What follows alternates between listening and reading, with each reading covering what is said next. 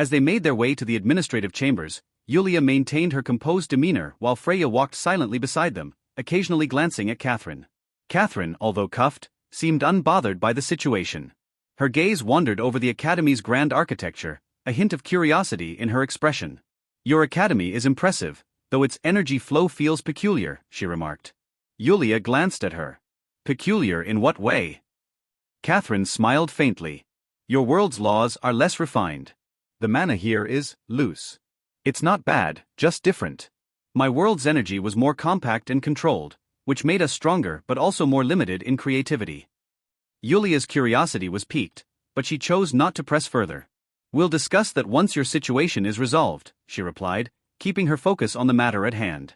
Asher, walking ahead, couldn't help but wonder about Catherine's adaptability.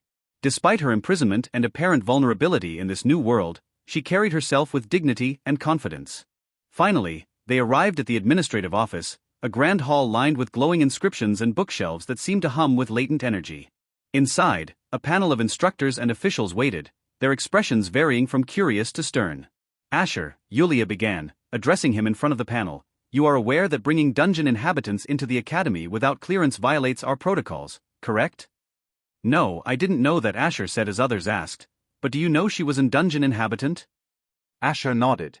"I didn't know she was a dungeon inhabitant until I met her. By then, I couldn't leave her there, she was imprisoned unjustly. Stay connected with my virtual library empire." One of the officials, an older man with a sharp gaze, interjected. "How do we know she's not dangerous? Dungeon inhabitants often carry latent curses or untraceable energy signatures." "She's not dangerous," Asher replied firmly. "I used my blood memory skill to verify her story. She's the remnant of a past era, imprisoned for reasons beyond her control." Catherine stepped forward slightly, her cuffs glowing faintly in the light. "If it eases your concerns, I can willingly submit to your examinations," she said calmly. The panel members exchanged glances before Yulia spoke. "Very well. Catherine, you'll be placed under observation for a probationary period. If your presence proves to be a risk, we'll take further action. Asher, you'll be held accountable for her actions during this time." Freya frowned. "That's hardly fair. How is it his responsibility?" Yulia turned to her. "He brought her here. He should have consulted the academy first. Responsibility comes with actions, Miss Freya." Asher sighed but nodded. "I'll take responsibility." "Good." Yulia turned back to the panel. "Prepare a suitable ward for her to stay in while she undergoes evaluation." Catherine gave a small smile. "Your hospitality is appreciated," she said, her tone neutral but polite. As the meeting concluded, Asher and Freya left the chamber with Catherine. Freya glanced at him, a mix of concern and curiosity on her face. "You're taking on a lot of trouble for someone you just met," she said softly. Asher shrugged. "She's not a threat. I trust what I saw in her memories. Besides," he added, his voice lowering, "there's more to her than we realize. Her knowledge and power could be invaluable, not just to me, but to the academy as well." Freya nodded slowly, though her eyes lingered on Catherine. "Just don't forget who you can trust." "I won't," Asher replied, though his thoughts were already racing ahead. "The directors may be powerful, but even they won't dare to punish me for this," he thought as he continued to another room with Yulia. Back in the directors' meeting room, the atmosphere was tense. The 5 directors, each responsible for overseeing a specific branch of the academy, were deep in discussion. At the far left seat sat an older woman, her stern expression betraying her concern. She was Lady Myra, the director of security, responsible for ensuring the safety of the academy and its students. "We can't allow her to roam freely. We don't even know what her intentions might be," she said firmly. At the center chair, a middle-aged man with a sharp gaze leaned forward. Reynold, the director of dungeon affairs, managed all dungeons and secret realms available to students. "I can guarantee that she didn't come from any dungeon under my jurisdiction," he stated, his tone tinged with curiosity. "But the question remains, what kind of dungeon did Asher Magnus explore to bring someone like her back?" To Reynolds' left sat a beautiful blonde-haired woman, significantly younger than the others. She was the head of the healing department, her tone measured but concerned. "From her power, it's clear that she's at the peak of the Awakener ranks," she noted. "However, we can't rule out the possibility that she's using an artifact or concealing her true abilities." An older man on Reynolds' right, Leon, the director of magical sciences, adjusted his glasses thoughtfully. "Exactly. Until we can confirm whether her power is genuine or an effect of some advanced artifact, we can't take any risks, he said. At the far right seat, a man with graying hair and a calm demeanor finally spoke. This was Arnold, the head of the artifact department. Leon is right. Only after thorough examination can we allow her any freedom. Until then, she must remain under strict observation, he said. Reynold frowned slightly. But will the Magnus boy comply? He seems quite protective of her, he said, glancing around the room. Arnold nodded thoughtfully. True. The Magnus have always been stubborn. They'll likely demand access to her knowledge if they see any potential value, he said. The directors fell silent for a moment, each lost in their own thoughts. It was clear that this situation was unprecedented and fraught with potential risks and opportunities. The room was heavy with tension as the directors pondered their next steps. Finally, Lady Myra broke the silence. We must tread carefully. Asher Magnus may be a student, but his background and capabilities are far from ordinary. The Magnus are not a family to be trifled with. However, the safety of the academy comes first. Reynold leaned back in his chair, his sharp eyes narrowing. Agreed, but we can't overlook the potential here. If this woman truly is at the peak of the Awakener ranks, or beyond, her knowledge could be invaluable. We need to evaluate her, but we also can't push too hard. If Asher feels cornered, he'll resist, and we can't afford unnecessary conflict.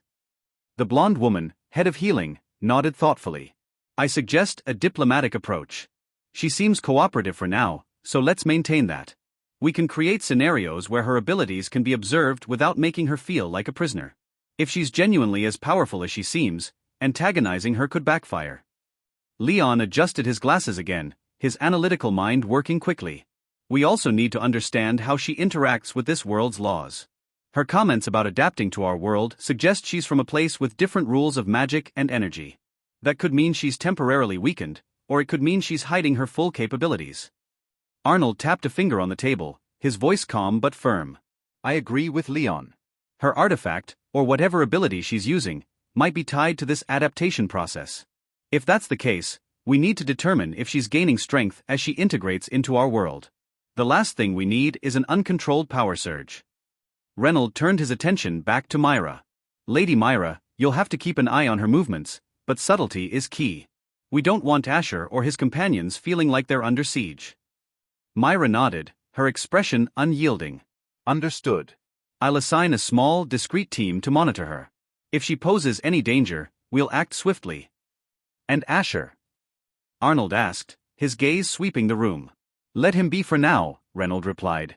But we'll need to engage him in a way that keeps him cooperative. Perhaps offer him opportunities to advance his studies or explore higher-tier dungeons. The blonde woman smiled slightly. Clever. Appeal to his ambition while keeping him within arm's reach. It might just work. The room fell silent once more as the directors exchanged glances. It was clear that the situation was delicate, but they were determined to maintain control. Very well, Myra concluded. Let's proceed with caution. If this woman and Asher Magnus truly represent a new element in the academy, we'll need to handle them wisely. With that, the meeting was adjourned, and the directors each departed to put their respective plans into motion. In another room, Asher, seated calmly, looked at Yulia as she crossed one leg over the other, her piercing gaze fixed on him. You know, from now on, you'll be under a lot of scrutiny, Yulia began. You might think bringing a single dungeon inhabitant here is no big deal, but coming from the Magnus family, you must know how serious it is. There are beings from other worlds constantly trying to invade ours. Her words struck a chord, and Asher frowned, realization dawning on him. I hadn't thought of that, he mused internally. He started reflecting on his actions, questioning his decision to bring Catherine into this world so hastily. As they made their way toward the administrative chambers, Yulia walked with her usual composed grace, while Freya moved in silence at her side, occasionally casting uncertain glances at Catherine. Catherine, despite the cuffs around her wrists, showed no sign of discomfort. Her eyes roamed the academy's grand architecture with mild curiosity. Impressive, she commented, her voice calm. Though the energy flow feels odd. Yulia gave her a sidelong glance. Odd how? Catherine's lips curved into a faint smile. The mana here is unruly. Not lacking, just less refined. In my world, energy was dense and controlled, powerful but rigid. Yours is freer. Chaotic, yet full of potential.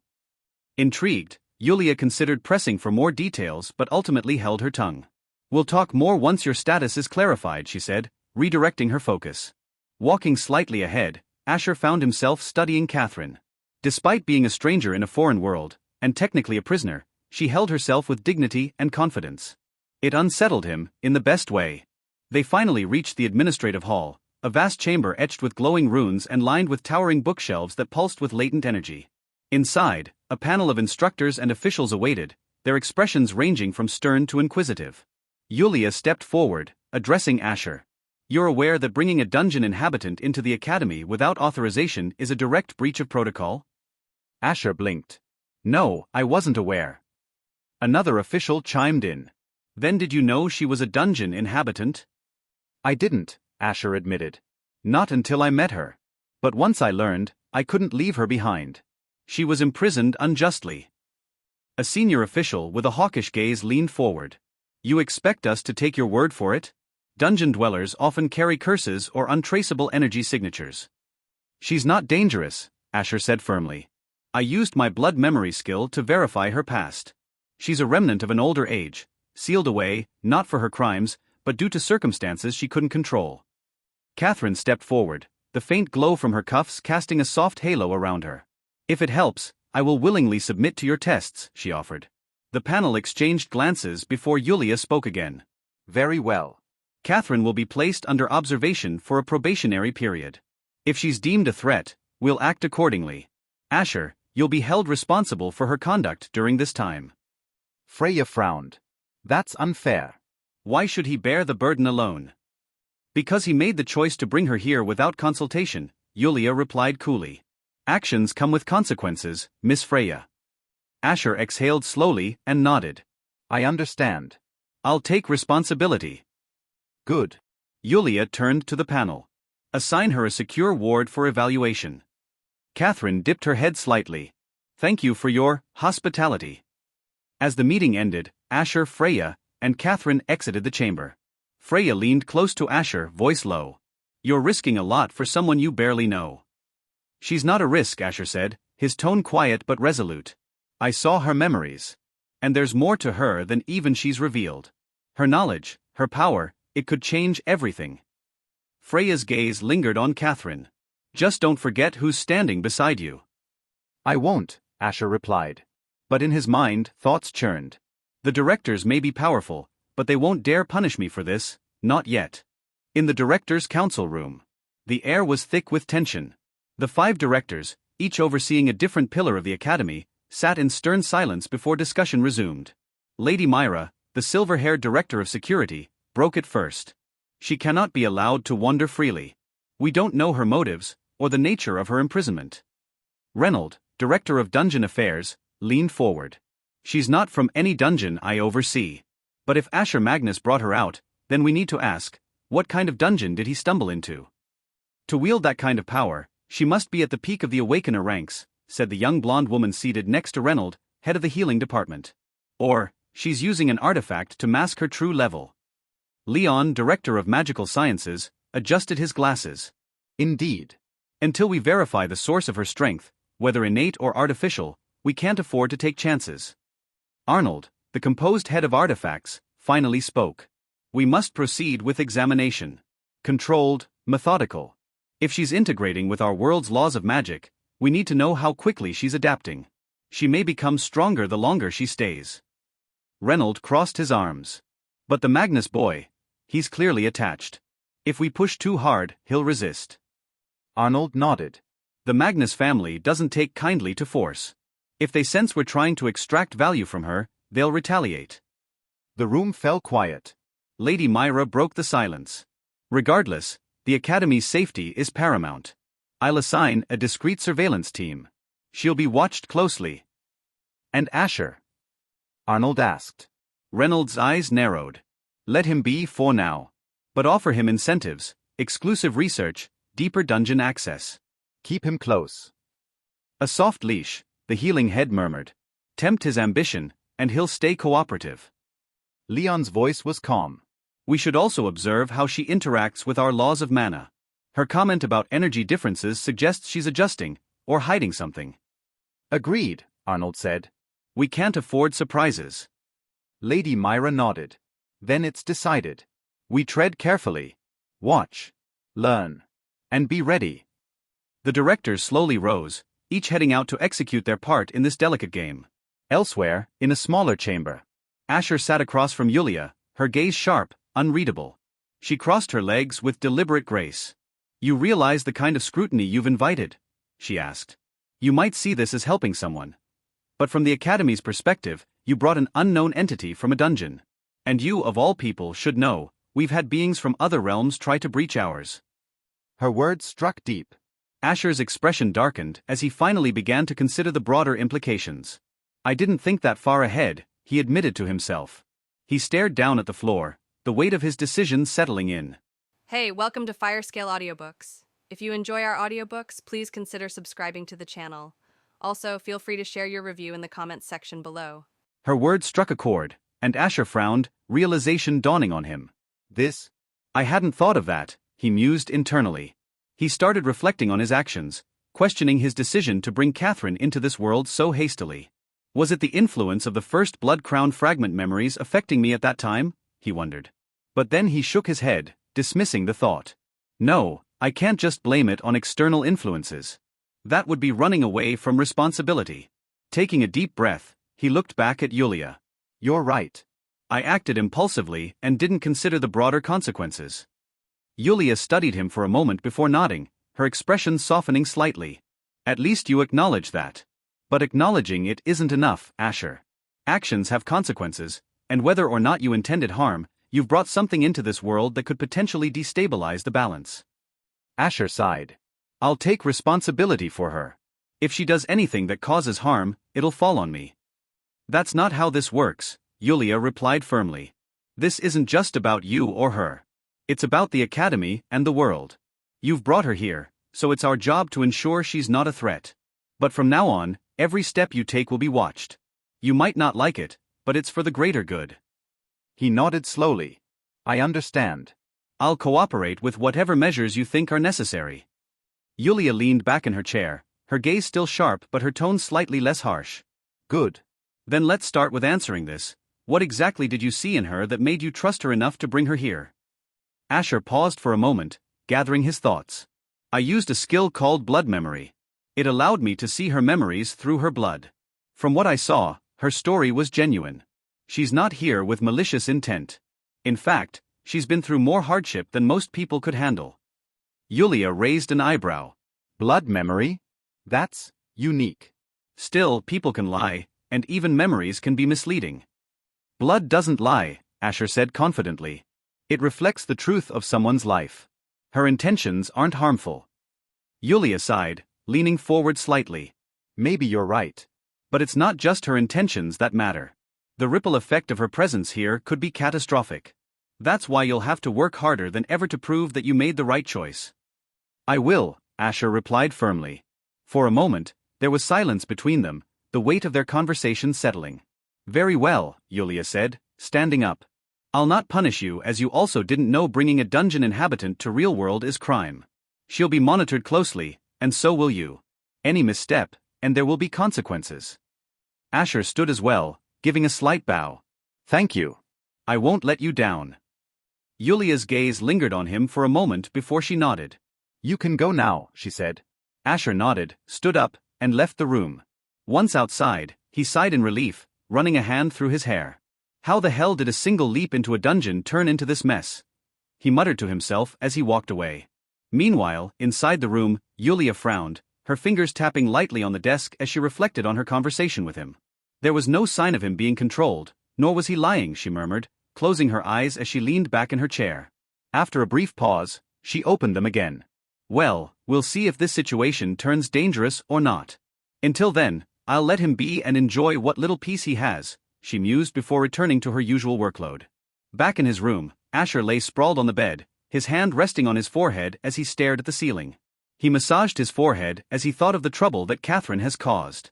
Okay, just leave it, he muttered to himself, squeezing his eyes shut in an attempt to push aside the growing chaos in his thoughts. The steps of his mental to-do list refused to quiet, though, spiraling to new concerns. And then there's the thing about the legacy of the progenitor.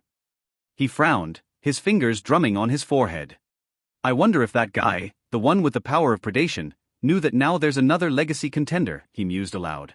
He murmured as he closed his eyes, drifting into sleep. In another universe, in a distant galaxy, among the countless stars and planetary systems, there lay a single planet bathed in a lush, vibrant green. Its surface sparkled under its sun's rays, but the beauty was deceptive. In the center of the forested expanse, a massive, writhing entity stirred from its ancient slumber. The creature opened two slitted eyes, which glowed faintly in the dim light. The surrounding air seemed to shift with its presence, and a slow, guttural voice emerged. Which part of the galaxy am I in now? Or better yet, is this even my galaxy?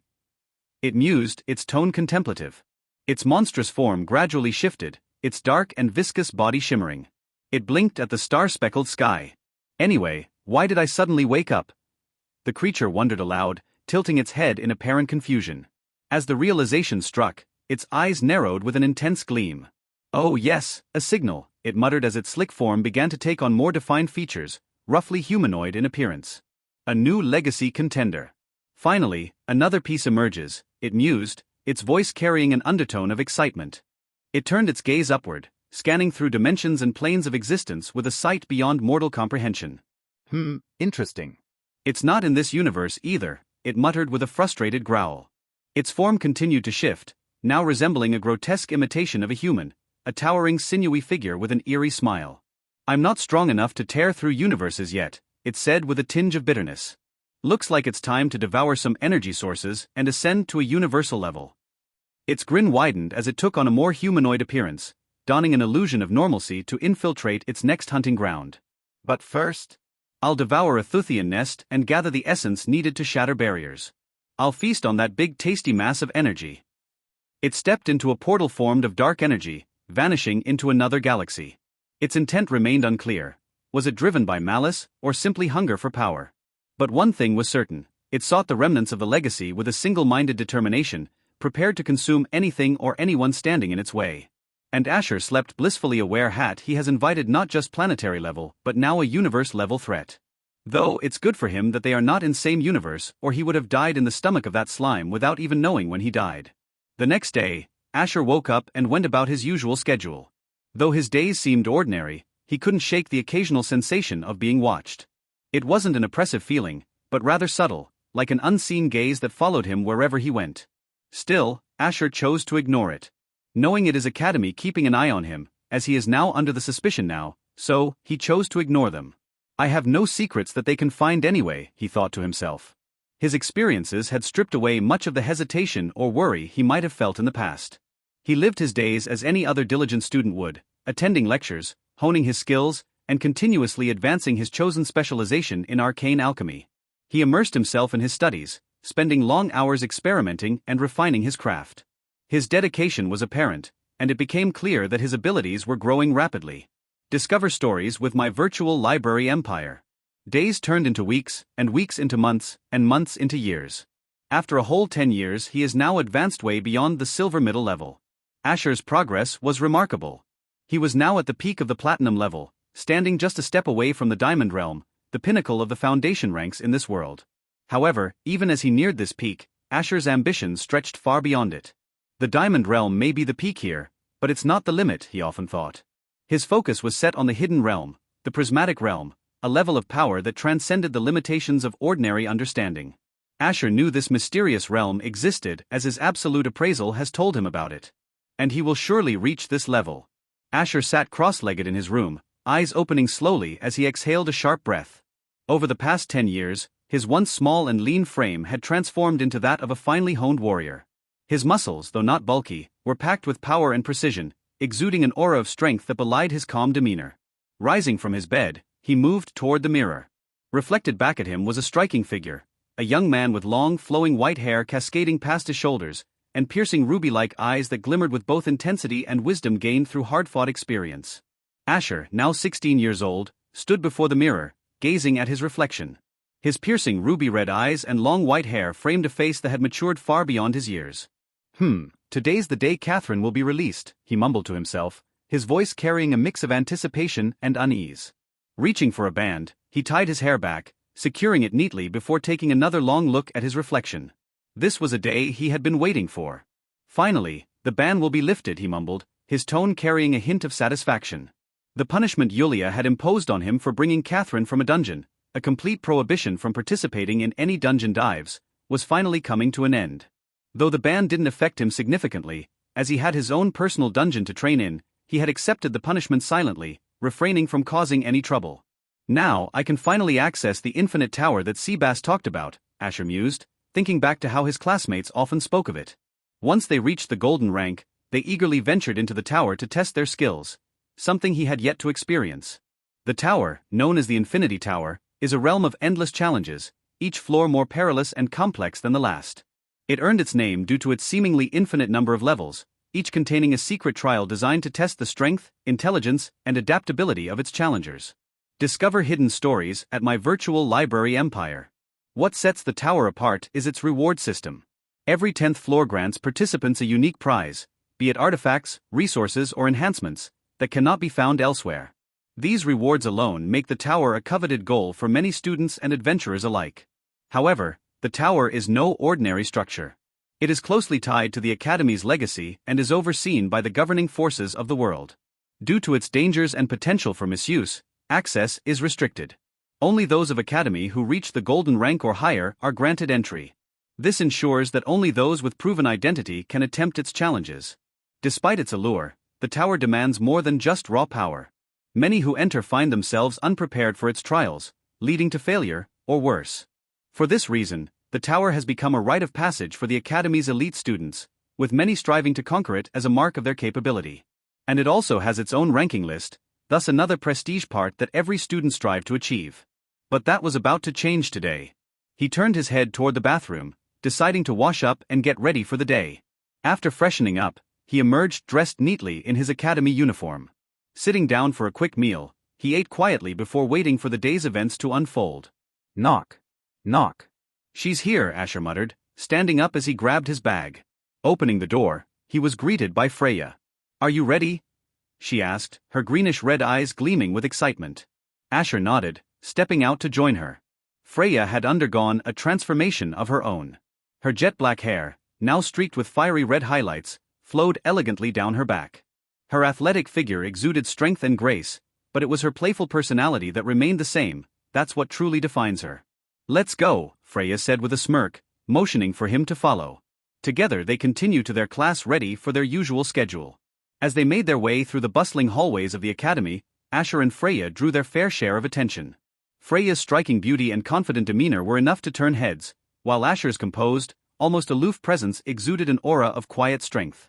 Students whispered as they passed, speculating on the duo's destination. They're always together, aren't they? Yeah, but Asher's so hard to read. He doesn't even seem to notice her. Freya's strong, but he's on a whole other level. But why he isn't in the ranking list? Freya glanced sideways at Asher, catching snippets of the conversations around them. She smirked but didn't comment. You don't mind the stairs? She asked teasingly. Asher shrugged, his expression unbothered. They're irrelevant. Freya chuckled. You're as blunt as ever.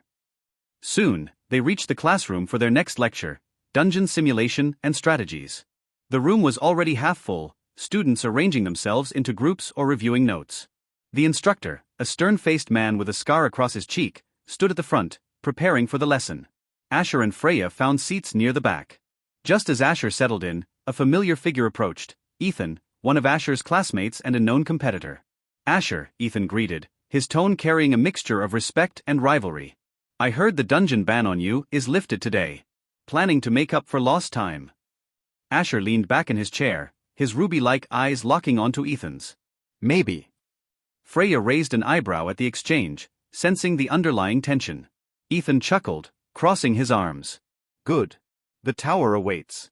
Let's see if you live up to the hype, Magnus. With that, Ethan walked away, leaving Asher and Freya in silence. Seems like you have fans, Freya quipped, resting her chin on her hand. Or rivals, Asher replied, his tone indifferent. The instructor's voice cut through the chatter, silencing the room. All right, class, let's begin. Today, we'll be discussing advanced dungeon coordination and the risks of hidden tier anomalies. Take notes, this will be on your practical assessment. Asher opened his notebook, as he began to take notes like everyone else.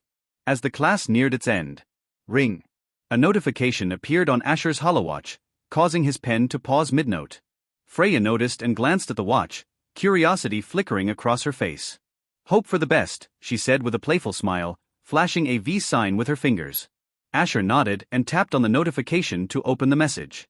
Subject: Notification of clearance. Dear Asher Magnus, we are pleased to inform you that the individual, Catherine Bloodcrown, has been cleared of all suspicion. Likewise, your punitive ban is officially lifted.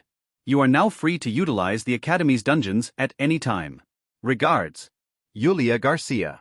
Asher read the message carefully, a small sense of relief washing over him. Good news, huh? Freya asked, tilting her head as she noticed the faint shift in his usually stoic expression.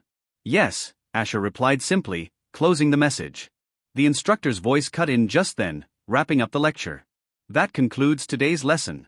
Remember to review the simulation protocols for next class. Dismissed. Asher stood, grabbing his belongings, as Freya walked beside him.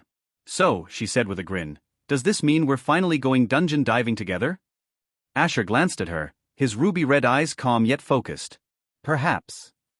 Freya smirked, satisfied with the answer for now, as the two left the classroom together. As they stepped into the bustling corridors of the academy, students moved about, engaged in their own discussions and plans. Freya walked alongside Asher, her excitement bubbling beneath her composed demeanor. So, what's your first move now that you're unbanned? She asked, casually adjusting the straps of her bag. Asher considered for a moment, his mind already forming a plan. First, I'll confirm the dungeon schedule. Then, I'll revisit the Infinite Tower. The Infinite Tower, huh? Freya raised an eyebrow. Finally joining the club? Everyone's been raving about it. You know, they say the challenges there are tailored to push you to your absolute limit. That's the point, Asher replied, his tone calm but determined. If I want to progress further, the tower is my best option. It's time to test myself. He now only has 2 years left to rise to peak of Prismatic Realm, and he has defeated all the lower-level dungeons of his level in the Dark Existence Realm, hence need a new place to acquire more resources to advance further. The resources given by Academy are not enough for him. Freya smiled at his resolve. Well, don't forget about us mortals while you're at it. If you need a team for backup, I'm always game. Asher didn't respond immediately, his thoughts drifting to Catherine. After everything that had happened, her release marked a turning point, not just for her but for him as well. Freya nudged him lightly. You're lost in your thoughts again. Thinking about Catherine. She'll need time to adjust, Asher said, brushing past the topic. But I trust she'll manage. Freya shrugged, deciding not to pry further. Well, whatever you decide, just don't forget to let me know when you're heading for the tower. I might want to watch. Noted, Asher replied. They exited the building, stepping into the academy courtyard. The sun cast a golden hue over the pristine grounds, and students gathered in groups, discussing upcoming trials or sharing news. Asher's holowatch buzzed again, this time displaying a reminder for a meeting with Yulia in the administration wing. I have to go, Asher said, turning toward Freya. Administration business? She guessed, raising an eyebrow. Something like that, he replied before heading off. Freya watched him go, shaking her head with a small laugh. Always so serious, she muttered to herself before heading toward her own dormitory. Asher made his way to the administration wing, his footsteps echoing in the quiet halls. When he arrived at Yulia's office, he was greeted by the sharp-eyed director herself. She gestured for him to take a seat. Asher made his way to the administration wing, his footsteps echoing in the quiet halls. When he arrived at Yulia's office, he was greeted by the sharp-eyed director herself. She gestured for him to take a seat. Good to see you punctual as always, Yulia remarked, folding her hands on her desk. What do you need from me? Asher asked directly. Yulia leaned back in her chair, observing him for a moment. I wanted to formally inform you of your clearance and discuss your plans moving forward. While you're free to use the Academy's facilities, there are still eyes on you. The situation with Catherine wasn't something we could entirely ignore. I understand, Asher said. I'll tread carefully. I'm sure you will, Yulia said with a faint smile. Just remember, the tower isn't a playground. Many have gone in with confidence and come out different. It's not just about skill, it's about resilience, strategy, and sometimes sheer willpower. Asher nodded, her words only reinforcing his determination. Good, Yulia said, dismissing him. You're free to go. And Asher. He paused at the door. Don't let that calm exterior of yours fool you into underestimating what lies ahead. With a nod, Asher left the office, the weight of her words lingering as he prepared for what was to come. The Infinite Tower awaited, and with it, new challenges that would test not just his strength but his resolve to ascend beyond his current limits. Asher walked through the quiet halls of the administration building, his mind racing with thoughts of the Infinite Tower and the challenges ahead. For the first time in a long while, he felt a strange combination of excitement and apprehension. Stepping out into the courtyard, he spotted Catherine in the distance, her distinctive crimson hair glinting under the sunlight. She stood by a fountain, seemingly lost in thought, her figure exuding a calm yet commanding presence. Asher made his way toward her. Catherine turned slightly, sensing his approach. Asher, she greeted, her tone neutral but her eyes searching his. I suppose you've heard the news. I have, he replied. You're free now, and so am I. Catherine nodded, her expression unreadable. It took long enough. Though I'm not sure if everyone here will be so forgiving. You don't need their forgiveness, Asher said firmly. You've done nothing wrong. A faint smile tugged at her lips. Always so straightforward. But I appreciate it. For a moment, they stood in silence, the sound of water from the fountain filling the air. What's your plan now? She finally asked, breaking the quiet. The Infinite Tower, Asher said. It's time for me to push myself further. Catherine raised an eyebrow. The tower. That's a bold choice. Not many dare to tackle it seriously. Most just go for the rewards and leave once it gets too hard. I'm not most people, Asher replied, his voice steady. Catherine smirked. No, you're not. Just don't get yourself killed in there. It wouldn't do for the person who freed me to meet such an end. Find your next adventure on my virtual library empire. I'll keep that in mind, Asher said, his lips curving into a faint smile. Catherine's gaze softened slightly before she turned away. Well, if you're heading there, you'd better be prepared. The tower doesn't just test your strength, it tests everything, your resolve, your wit, even your ability to endure. I am prepared, Asher said simply. Good, she replied, starting to walk away. Then I'll see you when you return, if you do. Asher watched her leave, her presence still commanding even as she disappeared into the crowd. Later that evening, Asher stood in his dorm room, gearing up for the journey. His equipment was meticulously checked, his blades, his armor, and a few potions for emergencies. Freya had offered to accompany him earlier, but he had politely declined. This was a challenge he wanted to face alone. As he prepared to leave, he glanced at his reflection in the mirror. Time to check out this tower, he muttered to himself. And begin to leave. The tower entrance is in the academy, easily accessible by many. The academy grounds were quieter than usual as Asher made his way toward the tower's portal hub. Night had fallen, casting a silver glow over the campus. Only a few students were about, their conversations hushed as they went about their routines.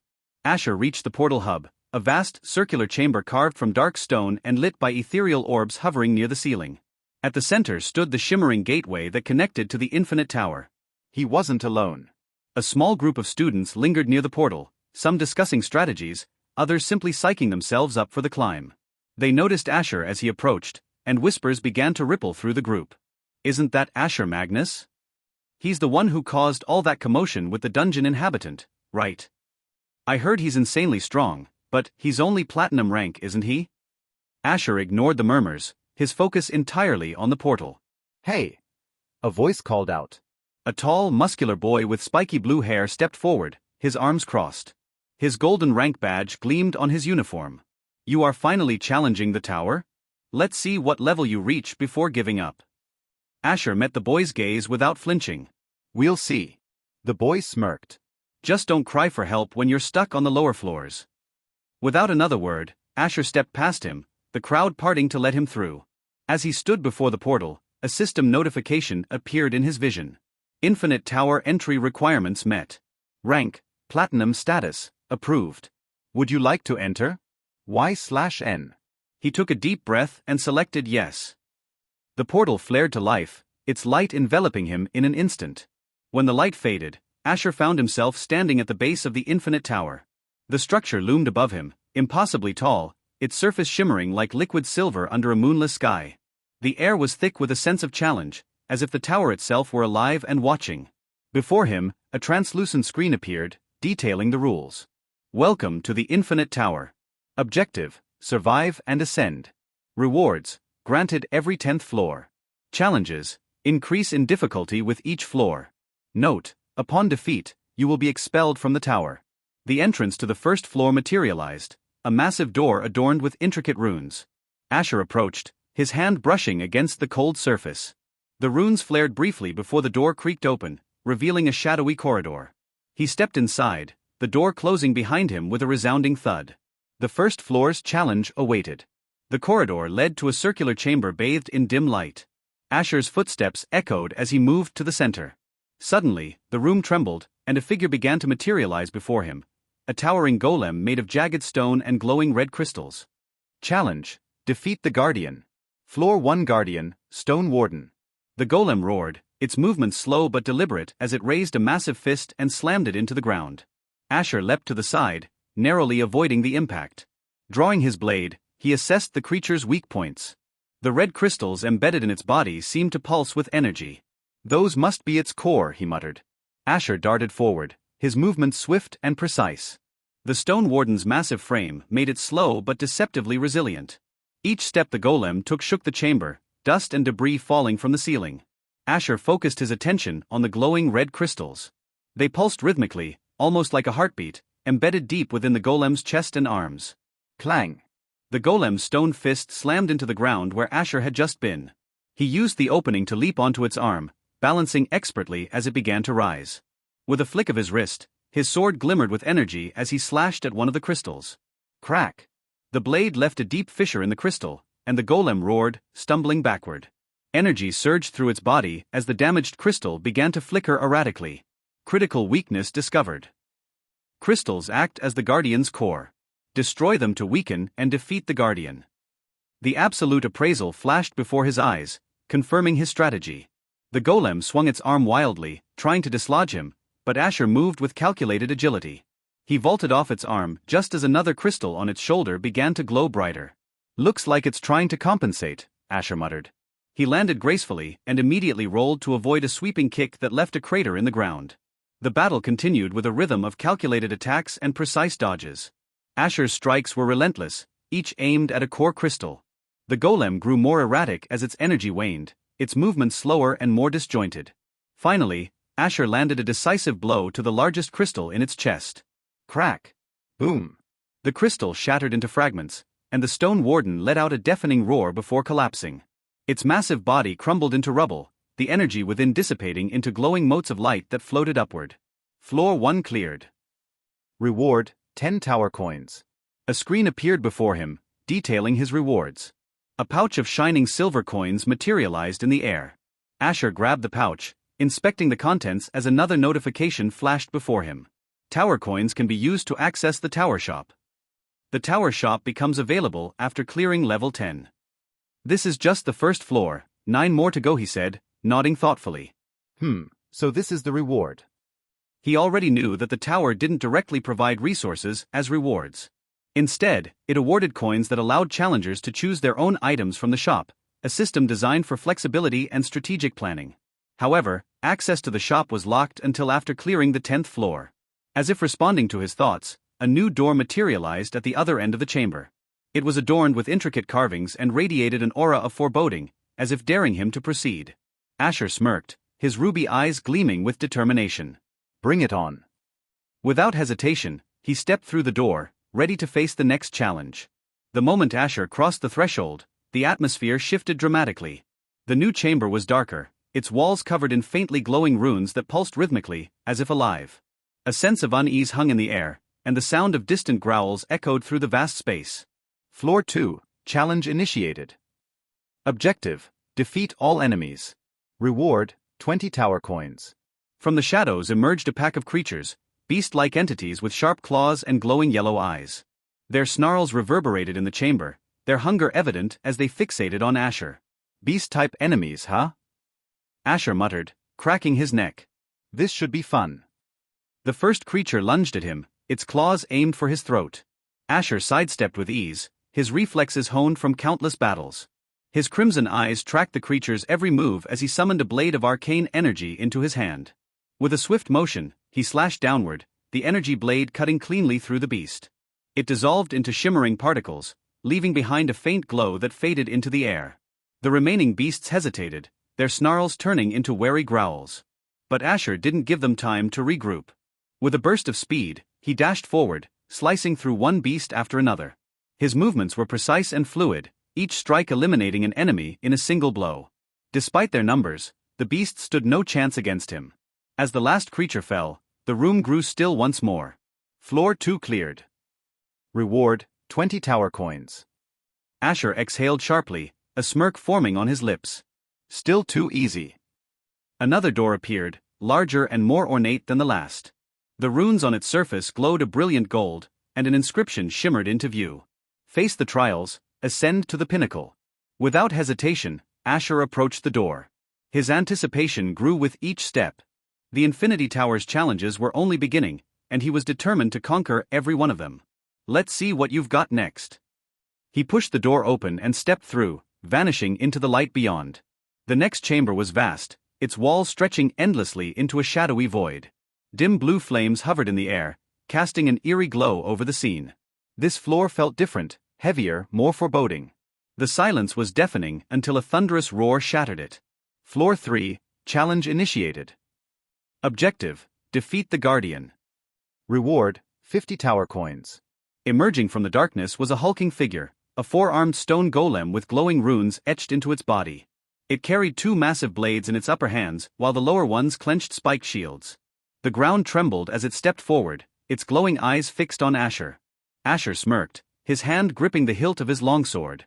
A proper opponent at last, he muttered. Let's see how good you are. The golem charged without hesitation, swinging one of its massive swords. Asher sidestepped, the blade crashing into the ground with enough force to leave a crater. Without missing a beat, the golem followed with a thrust from its second blade. Asher deflected the attack with a calculated parry, his own blade ringing sharply against the massive weapon. The impact sent vibrations up his arm, but his stance didn't waver. Experience new stories on my virtual library empire. Slow, he said, darting to the side and slashing at the golem's exposed arm. Sparks flew as his blade grazed the stone, leaving a shallow cut.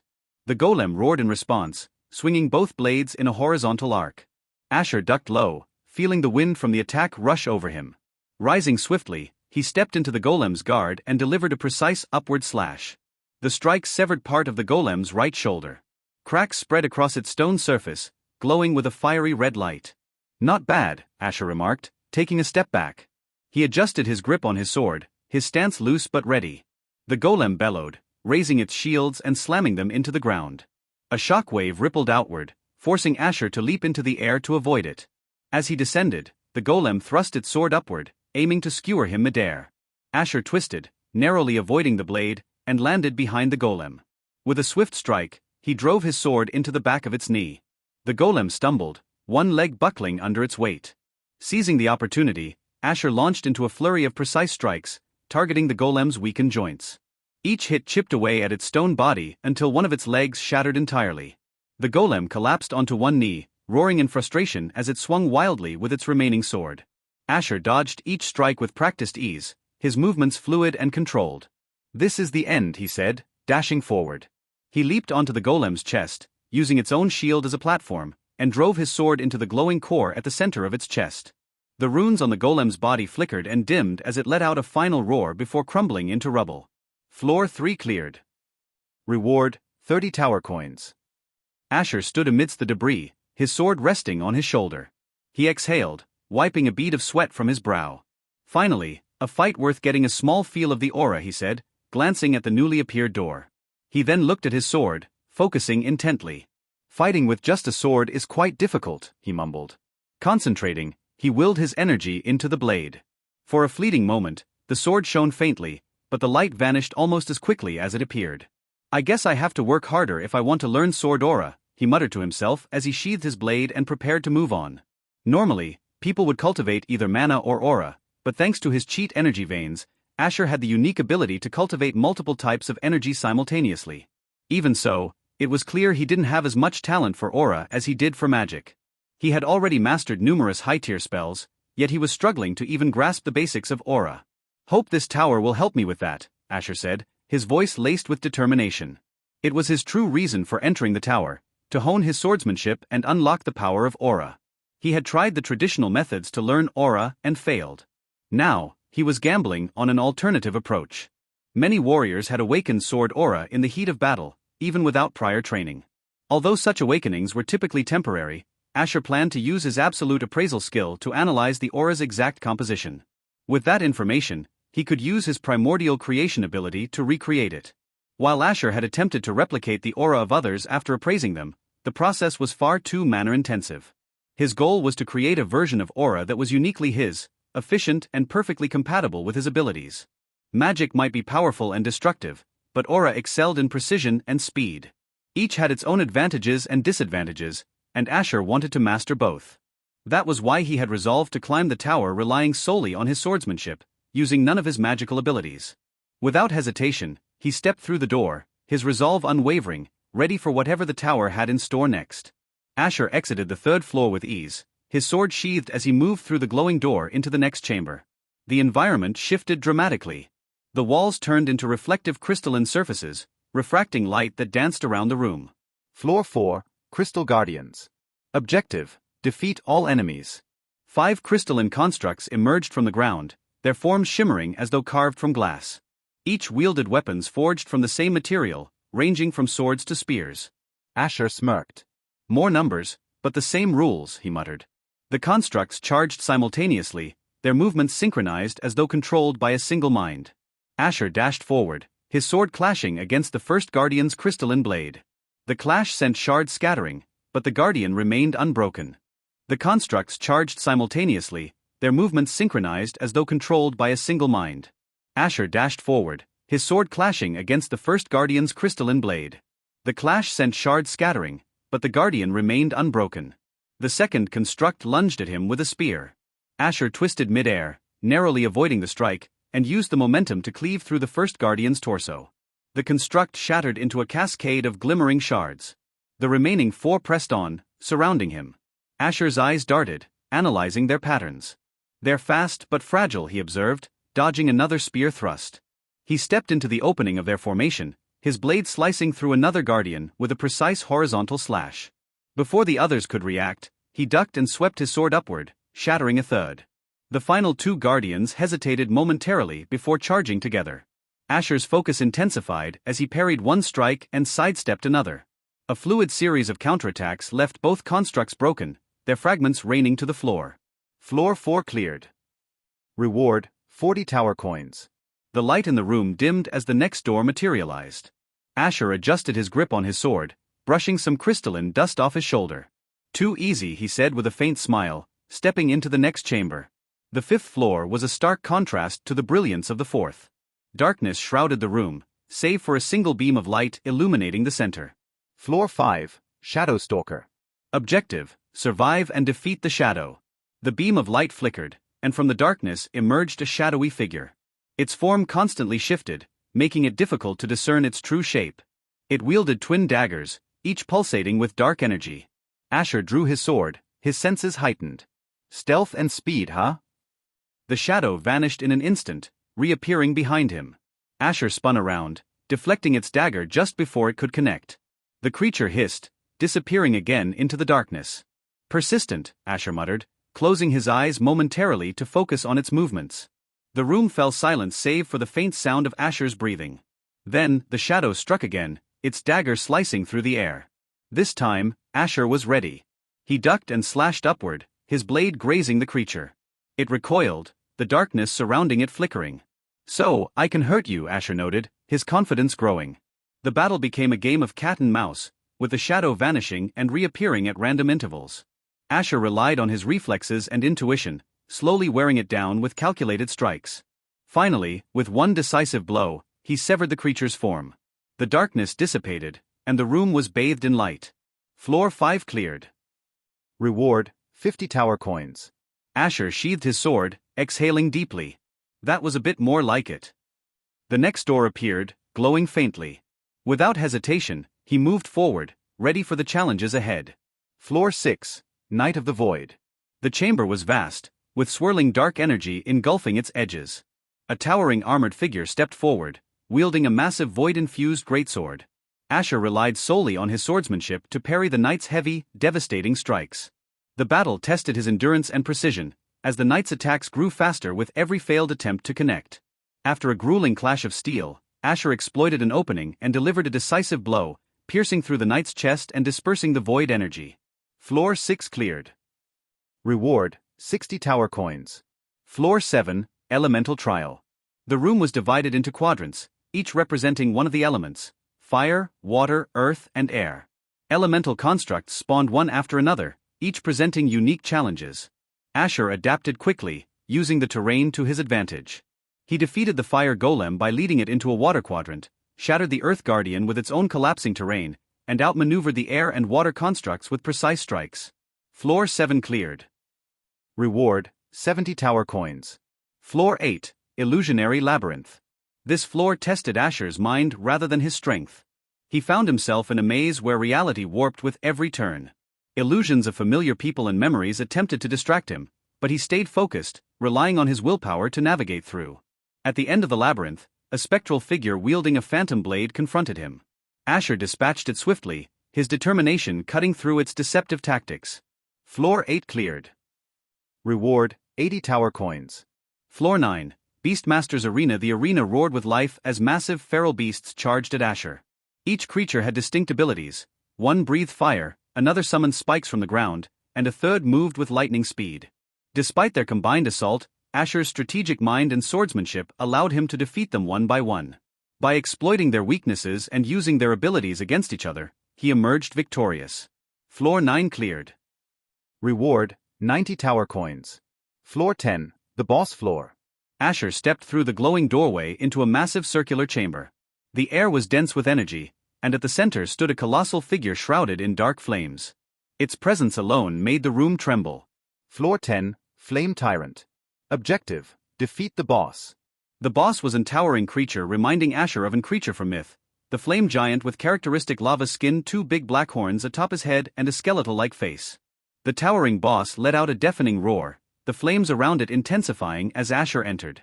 The flame tyrant loomed in the heart of the chamber, a massive figure engulfed in roaring flames.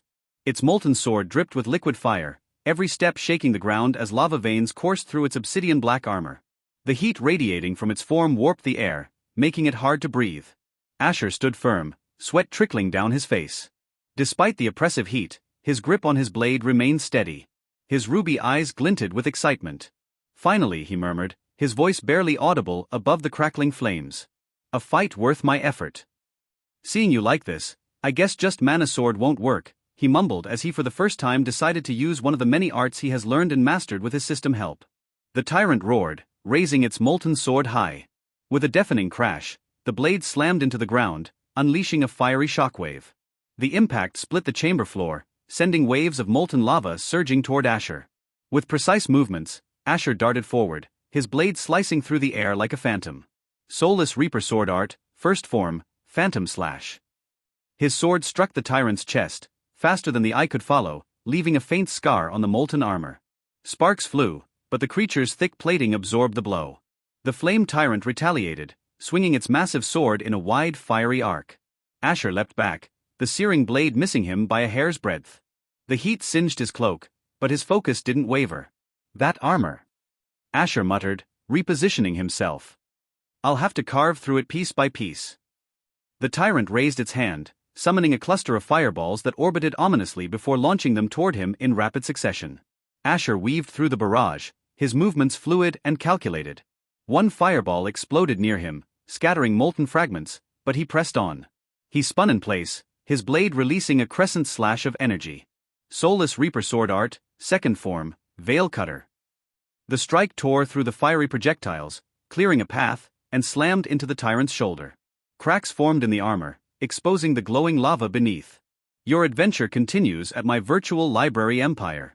The tyrant roared in anger, slamming its molten sword into the ground. Lava geysers erupted, forcing Asher to leap onto a nearby platform. The creature charged, its molten blade ablaze. Asher met its attack head-on, his sword clashing against the fiery weapon in a shower of sparks. Gritting his teeth, he shifted his stance. Third Form, Ghost Fong. With blinding speed, he dashed behind the tyrant, his blade carving an upward crescent arc. The molten sword intercepted the strike, sending a jarring shock through Asher's arms. The tyrant twisted, releasing a fiery shockwave that forced him back. Landing lightly on his feet, Asher dropped into a low stance. Fourth form, Silent Rend. His sword skimmed the ground before slashing upward, connecting with the tyrant's knee. The molten armor cracked, lava pouring from the wound. The tyrant staggered, its balance momentarily disrupted. Seizing the opportunity, Asher advanced, his movement swift and unrelenting. The creature bellowed, summoning a fiery storm that engulfed the arena in a blinding blaze. Asher leapt high, twisting midair. Fifth form, Eclipse Strike. His blade descended in a spinning slash, cleaving through the fiery storm and striking the tyrant's exposed shoulder. The molten plating shattered, exposing the vulnerable core beneath. The flame tyrant roared in fury, raising its molten sword for a final devastating blow. Flames spiraled around it, creating a vortex of fire that scorched the chamber. "This ends now," Asher declared, his focus razor-sharp. He dashed forward, his blade moving like a shadow. Sixth form, Piercing Dusk. The thrust struck the exposed core, but the tyrant retaliated, its molten sword swinging with desperate fury. "This ends now," Asher declared, his focus razor-sharp. He dashed forward, his blade moving like a shadow. Sixth form, Piercing Dusk. The thrust struck the exposed core, but the tyrant retaliated, its molten sword swinging with desperate fury.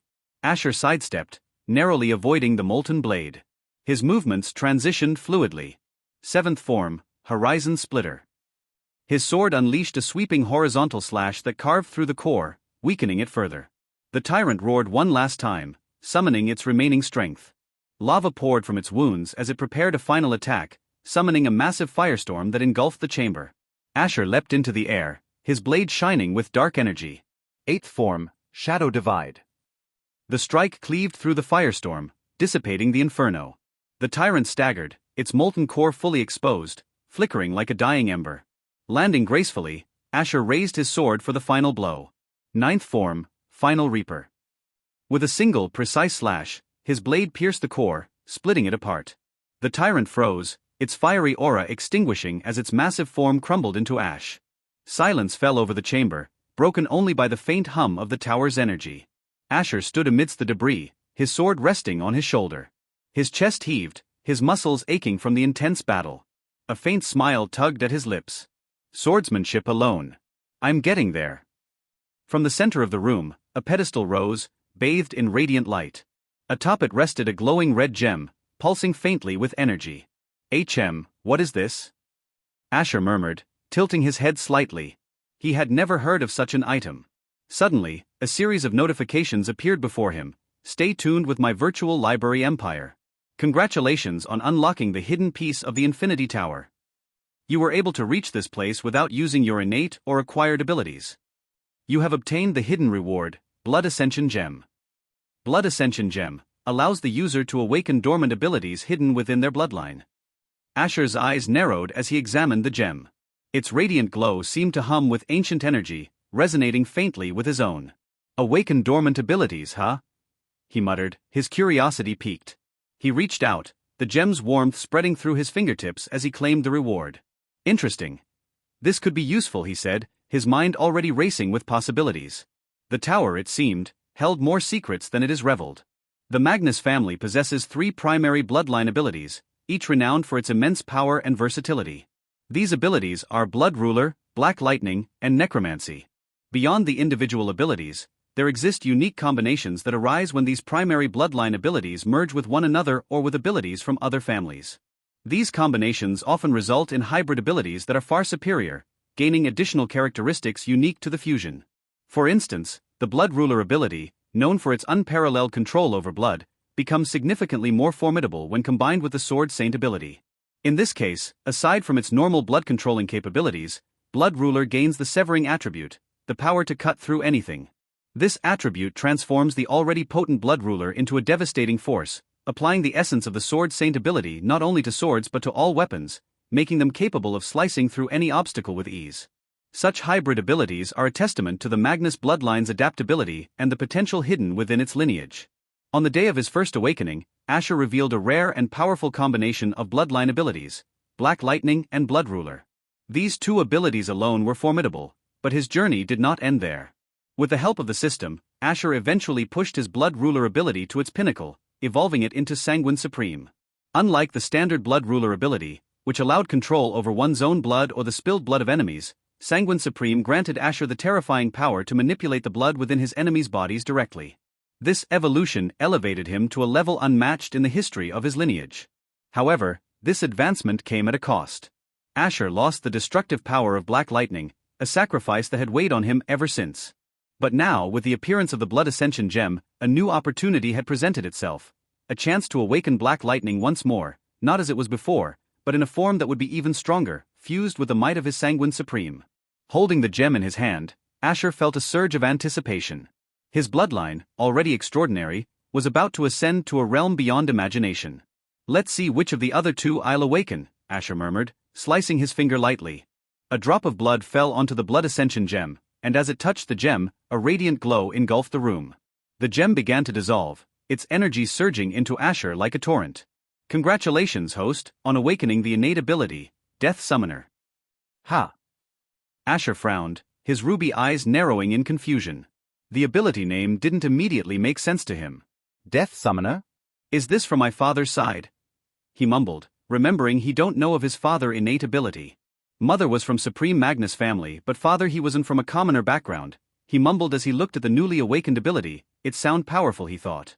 Curiosity sparked. He activated Absolute Appraisal on the ability to learn more. Name, Death Summoner. Type, Summoning/Transformation.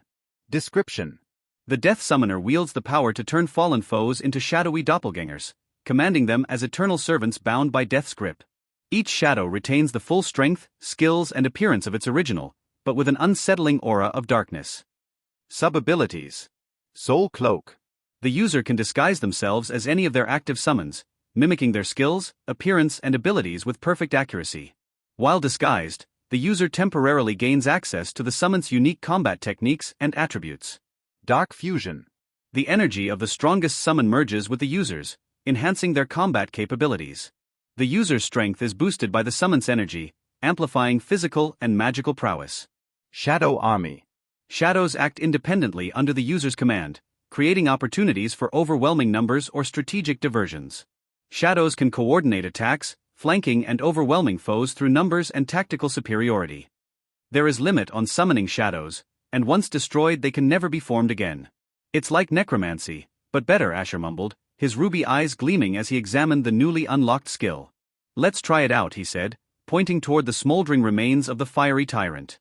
Activating his Death Summoner ability, a faint aura of darkness swirled around him. From the ashes, a charred hand rose, clawing its way into existence. Slowly, a new figure emerged, the reborn form of the fiery tyrant. Unlike the original, this version was engulfed in dark flames, its molten body now twisted and sinister. Its obsidian-black armor shimmered with a shadowy aura, and its eyes glowed with an ominous violet light, making it look far more menacing and nightmarish than before.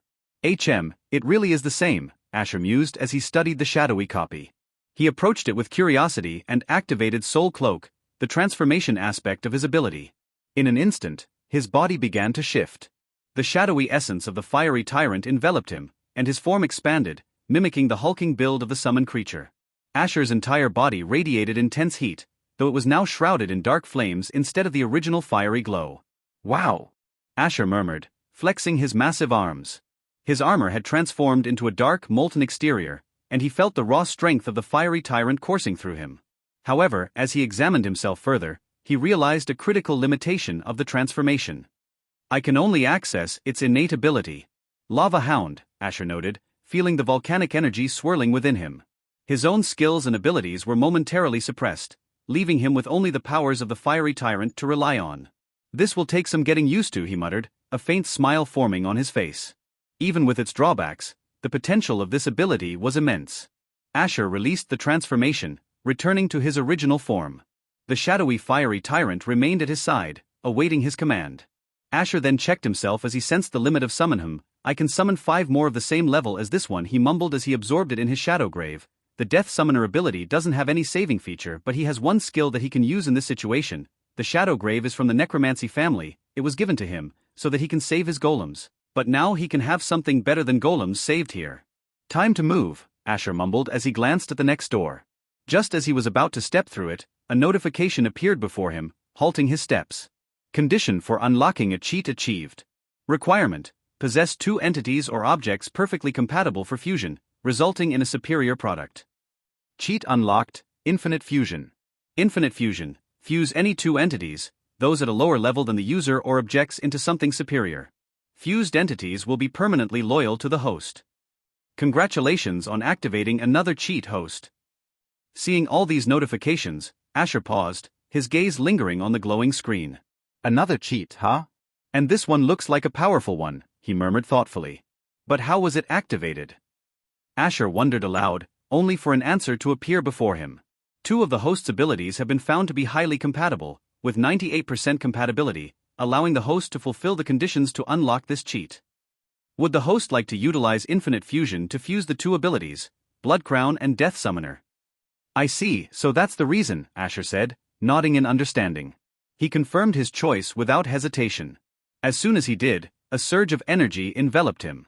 A radiant white realm formed around him, pure and serene yet brimming with an overwhelming presence. The light faded slightly, revealing a silhouette standing in the distance. Is that me? Asher asked, his voice tinged with disbelief. He stepped closer, observing the figure. It was an exact copy of him, standing motionless with closed eyes. As he approached, the figure's outer layers seemed to peel away, revealing something deeper within. My soul, Asher muttered, staring at the core of his being.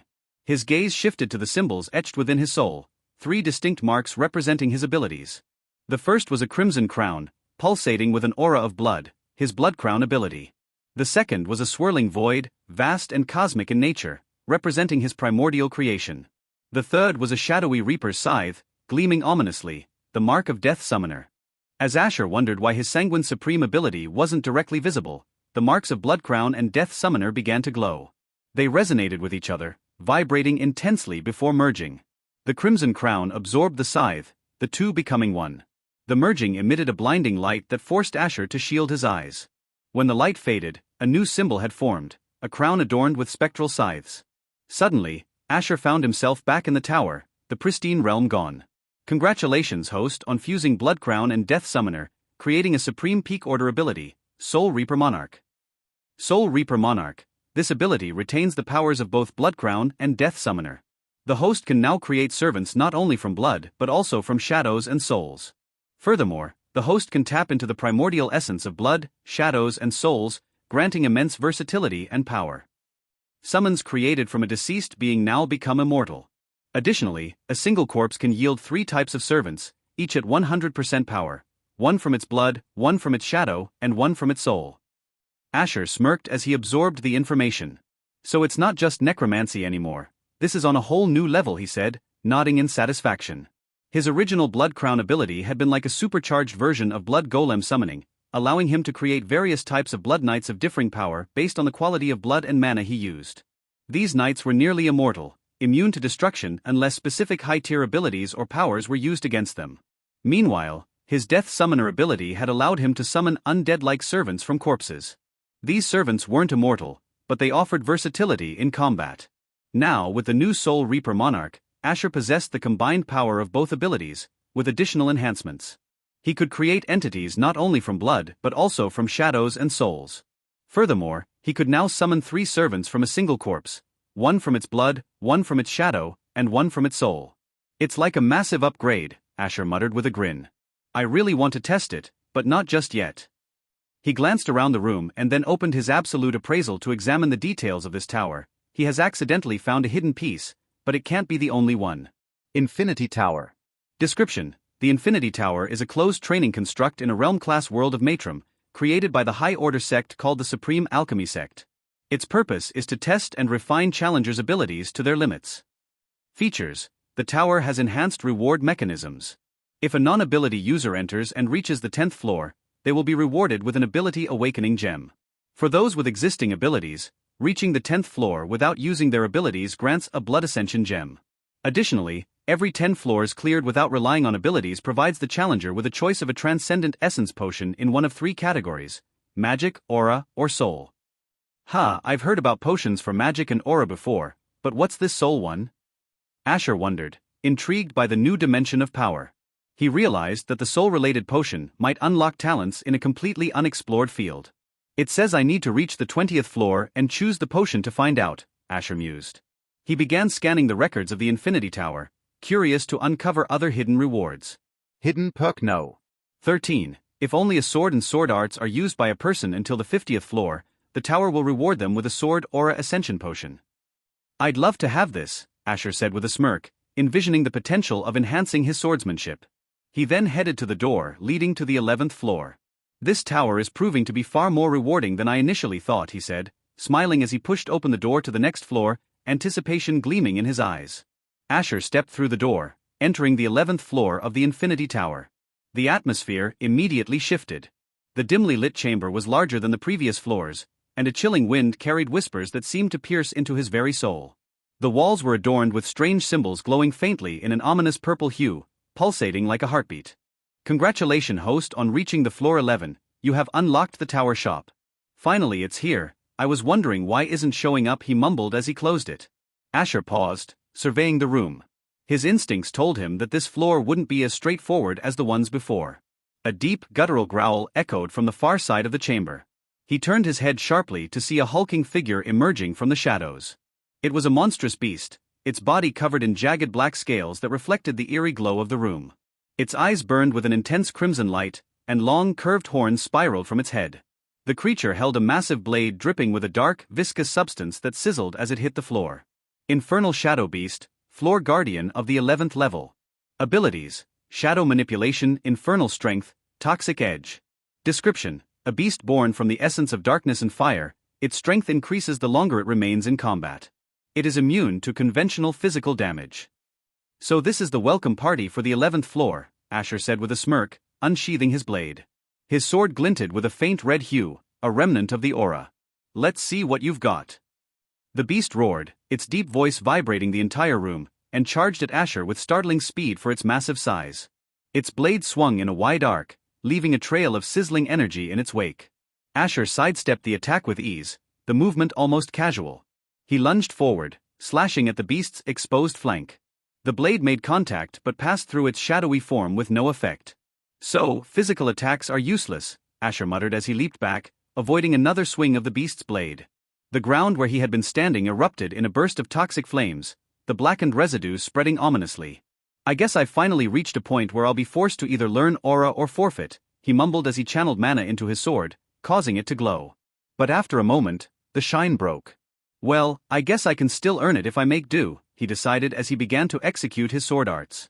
Your adventure continues at my virtual library empire. Asher steadied his stance, gripping his sword tightly as he locked eyes with the toxic flame beast. The air around him shimmered with heat, and the beast's aura pulsated menacingly, daring him to step forward. No magic, no abilities, he muttered under his breath. Just me, my blade, and the shadowless Reaper sword art. The beast lunged, its massive blade wreathed in toxic flames. Asher's eyes sharpened, and he sidestepped the strike with precision, his sword already moving. Shadowless Reaper sword art, first form, Phantom Slash. His blade blurred, creating an afterimage that slashed across the beast's side. The strike left a faint gash, but the beast's corrupted flames quickly mended the wound. The creature roared, spewing toxic fire that consumed the ground in front of it. Asher leaped into the air, his body twisting mid-flight. Second form, Veil Cutter. A crescent slash of energy erupted from his blade, colliding with the flames and dispersing them. The beast stumbled slightly, momentarily disoriented. Good, it's not invincible, Asher muttered, landing gracefully. The beast recovered quickly, its molten eyes burning with rage. It slammed its sword into the ground, sending a wave of corrupted energy hurtling toward him. The beast recovered quickly, its molten eyes burning with rage. It slammed its sword into the ground, sending a wave of corrupted energy hurtling toward him. Third form, Ghost Fong. Asher dashed through the wave, his blade glowing faintly as it struck upward in a sweeping arc. Sparks flew as his sword clashed against the beast's fiery hide, carving a shallow groove. The toxic flame beast retaliated, swinging its massive blade in a wide arc. Asher ducked low, narrowly avoiding decapitation, and countered with a swift thrust. Fourth form, Silent Rend. His blade cut through the beast's knee joint, eliciting a guttural roar as the creature momentarily faltered. Not enough, Asher muttered, retreating as the beast unleashed another torrent of flames. He rolled to the side, feeling the searing heat scorch the air around him. The beast snarled, gathering its energy for a devastating attack. Its entire body radiated toxic flames, and the ground trembled as it raised its blade. 5th form, Eclipse Strike. Asher launched himself high into the air, spinning his sword above his head. He descended with force, his blade slicing through the fiery aura surrounding the beast. The strike landed on its shoulder, splitting the flames and cracking the armor-like hide. The toxic flame beast roared in fury, its movements growing more frantic.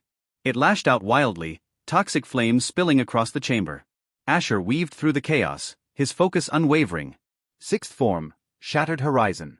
A sweeping horizontal slash sent a wave of energy surging forward, striking the beast's chest and forcing it back. Its corrupted flames flickered, weakening under the relentless assault.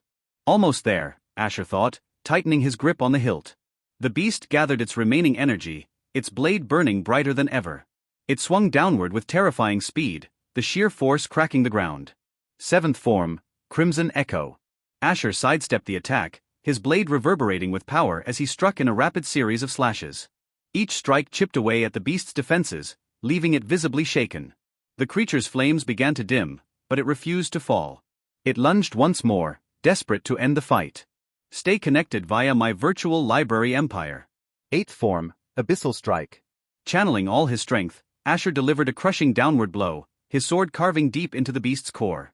A shockwave rippled through the chamber as the creature staggered, its toxic flame sputtering. The toxic flame beast knelt, its strength fading rapidly. Asher approached cautiously, his blade poised for the final strike. 9th form, Reaper's End. With a swift, decisive slash, Asher's blade pierced through the beast's heart. Its body shuddered, the toxic flames extinguishing as it collapsed into a heap of ash and embers. The chamber fell silent, save for Asher's steady breathing. He wiped the sweat from his brow, sheathing his sword. Floor 11 cleared. Boss defeated, Toxic Flame Beast. Rewards, 110 tower coins. Asher glanced at the next door. A small smile played on his lips. I'm getting better, he murmured, stepping forward to face the next challenge. And this sword is good too, but let's see what others I can evolve to max now, Asher mumbled as he opened his system screen. His system's unique skill system feature allowed him to gain skill points as he defeated intelligent beings. It was a passive ability, and he had turned off the notifications during battle to avoid distractions. How many do I have? He wondered aloud, navigating to the skill points section. Skill points, 1.1k.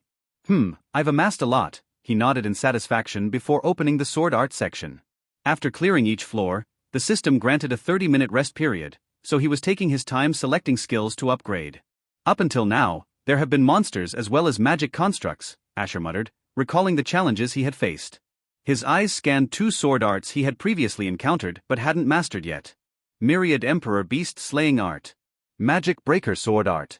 The Academy possessed a vast collection of arts, and Asher had carefully scanned some of the best ones using his skill points, saving them in his system for later use. From this extensive repertoire, he selected these 2 arts because of their exceptional effectiveness against magic-centric and beast-type foes. His system had the ability to store an extensive number of skills or arts, which he could master instantly at any time by using skill points. Additionally, he could refine these skills further, eliminating any flaws and enhancing their potency, making them even better than their original versions. Asher activated the Myriad Emperor Beast Slaying Art, feeling its profound essence merge with his understanding. This art specialized in targeting beast-type foes, its techniques designed to exploit their weaknesses with precision and ferocity. The moment the knowledge settled into his mind, he felt an instinctive familiarity with its movements. Let's see how this fares against the next challenge, he muttered, his gaze drifting toward the looming door that led to the 12th floor.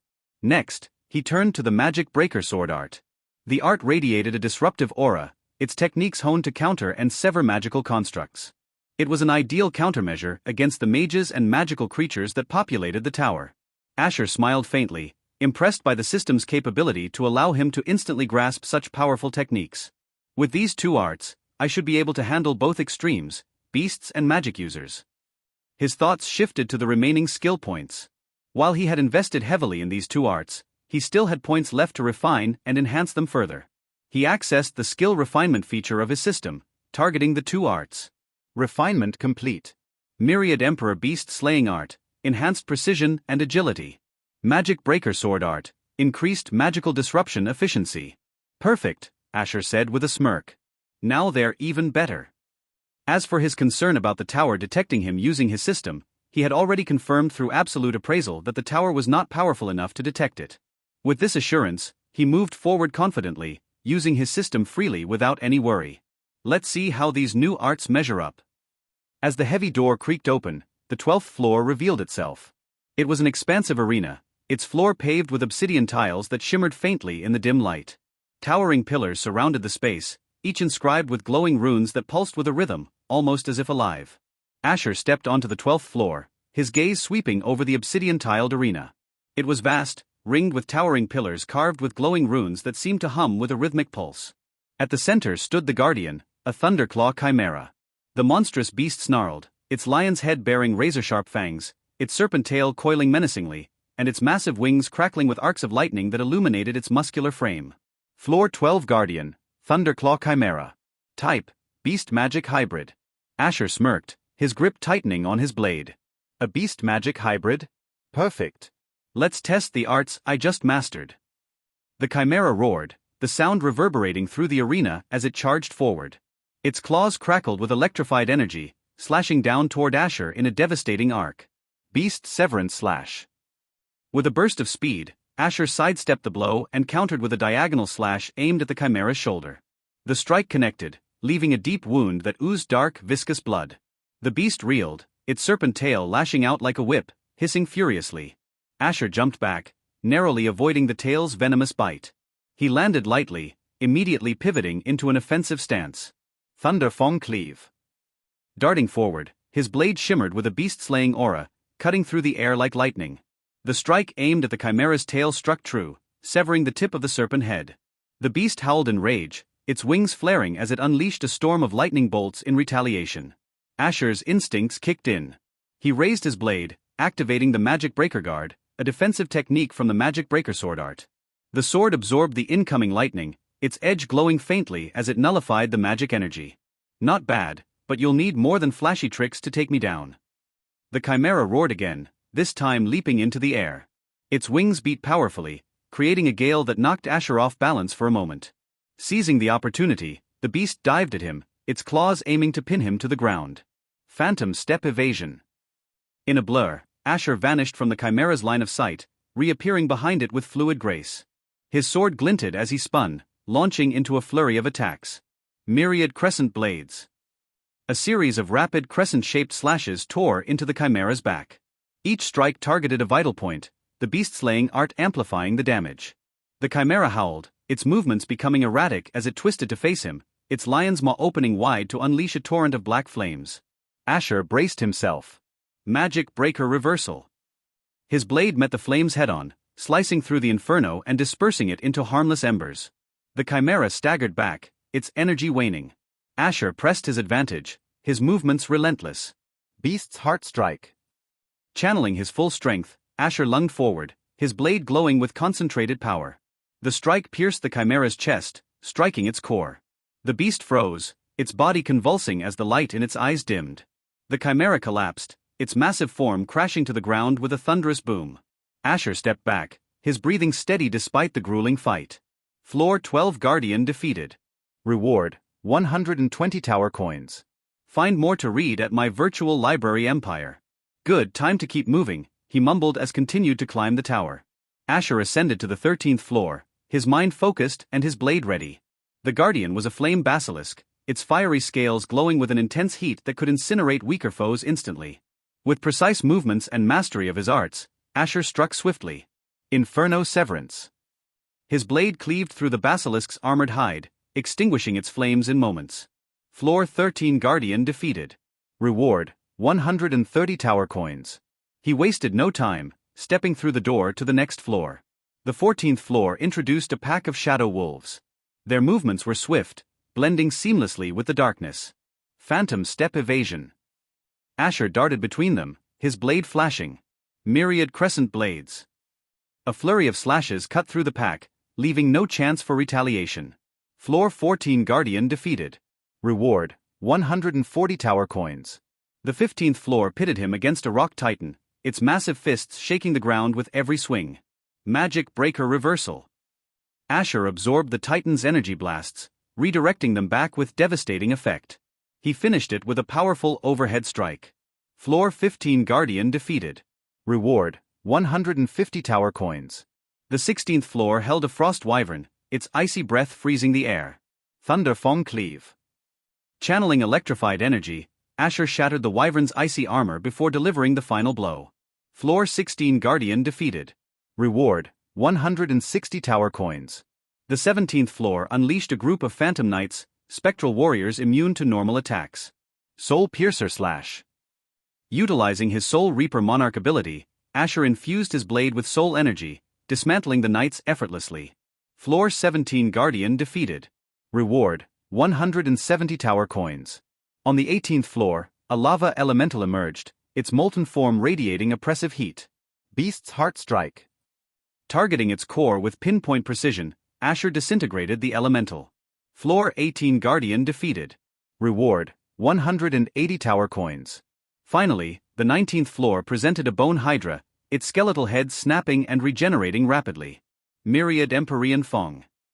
Combining speed and power, Asher severed each head before shattering the hydra's main body with a final explosive strike. Floor 19 Guardian defeated. Reward, 190 tower coins. Asher stood before the door to the 20th floor, briefly glancing at his accumulated tower coins. Time to see what challenge awaits me now, he said, gripping his sword tightly and stepping forward. Now, the 20th floor means a boss battle, Asher mumbled as he stepped inside the door. Suddenly, the floor beneath him vanished, and he began to fall. The hell? Where's the landing spot? Asher grumbled, glancing around as he plummeted through the sky. Below, an endless sea stretched out, glimmering under a pale light. Damn it, I can't even use my abilities to craft wings, he muttered, irritation creeping into his voice. As the ocean's surface approached rapidly, Asher shifted his body into a diving posture. Splash! The impact sent a wave rippling outward. Asher surfaced moments later, shaking the water from his hair and wiping his face. Damn, it's like the towers forcing the challengers to use abilities, he muttered, glancing around. He treaded water, scanning the vast expanse. In the distance, something moved, a shadow beneath the waves, growing larger by the second. A chill ran down his spine. Here we go, he muttered, gripping his sword tightly even as water dripped from its blade. The ocean stirred, and a massive creature burst forth, a sea leviathan, its serpent-like body coiling in and out of the waves, its scales glistening like polished armor. Time for a real fight, Asher said, smirking despite the situation. He prepared himself, ready for whatever the leviathan threw at him. Asher dodged while maxing out his swimming skill and underwater breathing technique.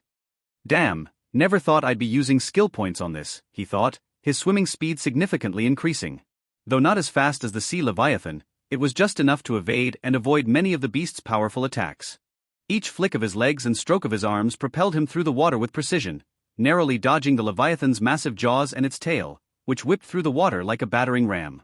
Asher's eyes remained sharp, analyzing the creature's movements, searching for an opening to strike. The sea leviathan roared, its sound muted yet thunderous beneath the water. Asher gripped his sword tightly, the blade gleaming with a faint energy as he activated one of his advanced techniques. Aqua Severance, he muttered. The sword sliced through the water, creating a sharp, high-speed slash that parted the sea in a direct line toward the leviathan. The attack struck true, cutting a deep gash into the creature's armored scales.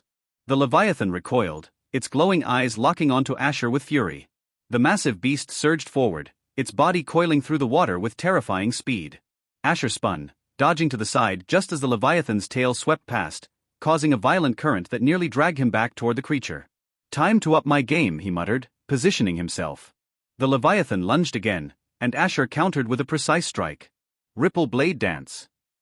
He executed a series of rapid, fluid strikes, each one flowing into the next like the currents of the sea. The strikes weren't just powerful, they were seamless, creating an unrelenting barrage that forced the leviathan to retreat momentarily. The creature retaliated by opening its jaws wide, releasing a torrent of water infused with energy, a devastating attack that churned the surrounding sea into a deadly vortex. Asher braced himself. Cyclone counter, he yelled, spinning his sword rapidly to create a spiraling barrier of force. The vortex met his defense, neutralizing the brunt of the attack. Still, the sheer force of the leviathan's assault sent him tumbling backward. Asher steadied himself, narrowing his eyes. I need to end this fast. The leviathan lunged again, its mouth wide open, revealing rows of razor-sharp teeth. Asher propelled himself forward with a powerful kick, charging directly at the beast. Tidal Cleave. A single, devastatingly powerful slash arced through the water, enhanced by the flow of his swimming skill. The attack struck the Leviathan's open mouth, tearing through its jaw and driving deep into its body. The sea around them darkened with blood as the creature let out a final gurgling roar before collapsing lifelessly. Floor 20 Guardian defeated. Reward, 200 tower coins. Asher floated in the water, catching his breath as the system notifications appeared. He smirked. That was tougher than I thought, but I guess I'll have to expect more surprises like this. The water began to glow, and a portal appeared beneath him, pulling him upward. He emerged in the next chamber, shaking the water from his hair. Choose your reward: Mana Ascension Potion, Aura Ascension Potion, or Soul Ascension Potion. Asher stared at the options, pondering his choice. Finally, let's see what this Soul Ascension Potion is all about, he said, reaching out to claim his reward. Asher used absolute appraisal on the potion, and the details became clear. Soul Ascension Potion increases the soul energy of the drinker by 50%. If the drinker does not have soul energy awakened, it will awaken their soul energy, but at a lower grade. Soul energy grades. The energy grades are ranked as follows: iron, bronze, silver, gold, platinum, diamond, and finally the highest, prismatic. Asher nodded as he read through the description. So, soul energy, huh? He murmured, tapping his chin thoughtfully. Since I have this cheat, Inheritance Hall, there must be plenty of techniques out there that rely on soul energy. He checked his system quickly, searching for any soul-related arts or techniques. After a moment of browsing, he frowned. Nothing, he muttered, closing the screen. Well, it wasn't a wasted choice anyway, he added, examining the potion again. At least this means I can create some soul-enhanced techniques on my own, but it's strange. Both the Volarisa and Dark Existence realm didn't have any connection to soul energy. He shook his head, pocketing the potion for later use. Guess it's time to move on. I'll figure out how to best utilize soul energy once I have more techniques to work with. He then checked the aura and mana potions, noting their identical descriptions except for their effects. System, can I use infinite fusion on these? He asked. The system promptly responded. No, host. Only items owned by the host can be used in infinite fusion. Asher nodded thoughtfully. Well, I guess I'll have to wait. There are plenty of chances between the 30th, 40th, and 50th floors to collect more rewards. I'll take them step by step, he murmured, his resolve firm. With that, he stepped toward the door leading to the 21st floor, ready to face whatever challenges awaited him. Stepping through the portal to the 21st floor, Asher found himself in a vast arena surrounded by towering mountains. The air was heavy, and the ground beneath him pulsed faintly, as if the land itself was alive. Read new adventures at my virtual library empire. It's mountain range this time, Asher muttered, drawing his blade. He scanned the surroundings, his senses heightened. Suddenly, the ground rumbled violently. From the shadows of the mountains emerged a colossal creature, a titanic war golem, its body made of obsidian and glowing veins of molten energy. It stood at least 50 feet tall, its massive arms ending in jagged blades of crystal. 21st floor boss, Obsidian War Golem. Well, this is new, Asher said, smirking. The golem raised one massive arm, slamming it into the ground. Shards of molten rock erupted in every direction, forcing Asher to leap backward. Asher's boots echoed faintly as he stepped onto the 21st floor, the air thick with tension and faint traces of energy. Before him stood a tower sentinel, a hulking humanoid made of jagged obsidian and glowing crimson runes. Its molten core radiated intense heat, causing the floor around it to sizzle. The sentinel hefted an enormous blade forged from lava and steel, its every swing threatening to cleave the room in two. Asher tightened his grip on his sword, eyes gleaming with determination. Let's test this new art, he murmured. The sentinel roared, its sound a mixture of grinding rock and hissing steam, before lunging forward. Its blade came down with terrifying force. Asher sidestepped, narrowly avoiding the attack as molten sparks sprayed across the arena. Without hesitation, he slashed upward, using Rippling Cleave, a foundational move of the magic breaker sword art. The air trembled as the energy of the sentinel's runes dimmed slightly where the blade made contact. Looks like it works, Asher muttered, leaping back as the sentinel retaliated with a sweeping strike. Experience tales at my virtual library empire. The golem thrust its molten blade forward. Asher parried with Shatterstrike, a quick downward slash that caused the sentinel's weapon to vibrate violently, disrupting the magic within it. Sparks flew as cracks formed along the weapon's edge. The sentinel staggered briefly but regained its footing, raising its arms. With a thunderous roar, it conjured a series of flaming orbs that rained down upon the battlefield. Asher dashed through the chaos, weaving between explosions. When he closed the gap, he unleashed Breaker Surge, a devastating technique that sent a shockwave of disruptive energy rippling through the sentinel's chest. The glow of its molten core flickered erratically as its structure weakened. The sentinel roared and slammed its fists into the ground, creating a fiery fissure that split the floor. Asher leaped, narrowly avoiding the wave of magma. Twisting in midair, he executed Severing Edge, a swift horizontal slash aimed at the creature's core. The obsidian beast collapsed to its knees, molten energy spilling out like blood. With a final roar, it raised its blade high. Asher saw his opening and dashed forward. His blade glowed faintly as he used Void Rend, the finisher of the magic breaker sword art. His strike cut through the sentinel's core, extinguishing its glow in an instant. The towering figure froze, cracks spreading across its body before it crumbled into dust. The room fell silent except for Asher's steady breathing. Floor 21 Guardian defeated. Reward, 210 tower coins. Asher stood calmly, his posture steady, as if unaffected by the intense pressure of the room. To an ordinary observer, it seemed as though nothing had changed. But to those attuned to aura, the scene would have been entirely different.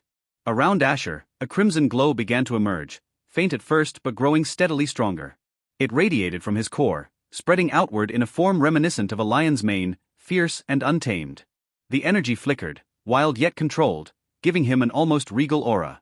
"Ah, so this is it," he murmured, a small smirk gracing his lips as he looked down at his hands. His aura flared momentarily before settling, a red sheen surrounding him like armor.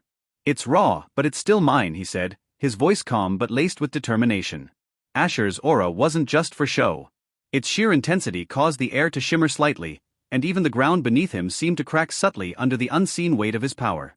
Truly a different thing from magic, he mumbled as he saw this. In magic one use mana and mix it with their will to create miracles called magic, but in aura it's mana with life energy, giving birth to aura. "It's quite untamed now," he mumbled as he tried to move it, but it was like giving gun to an blind man and told him to fire a bullseye. "It's quite difficult. Let's move on and refine it in battles," he mumbled, stepping into the 22nd floor. From the 22nd to the 29th floors, Asher's battles followed a relentless pace. He encountered massive beasts, magical constructs, and shadowy assassins. Each fight tested his stamina and swordsmanship to their limits. Against a pack of venomous shadow wolves, he relied on Swift Divide, a technique from the magic breaker sword art, to sever their poisonous auras before landing fatal strikes. Against a towering crystal colossus, he used Pulse Crash to shatter the protective layers of magical shields surrounding it. His precision and timing ensured that every slash chipped away at its defenses until it crumbled into shards. By the 30th floor, Asher stood atop a trail of vanquished foes, his sword gleaming with faint traces of energy absorbed from the countless battles. His body ached, but his resolve was unshaken. "Halfway there," he murmured, stepping into the next chamber with a confident stride. The 30th floor was unlike the ones before it. The air was dense with an oppressive energy, and the arena was massive, a circular coliseum surrounded by towering walls adorned with ancient glyphs that shimmered faintly. At the center of the chamber stood a single opponent, a formidable warrior encased in dark, spiked armor.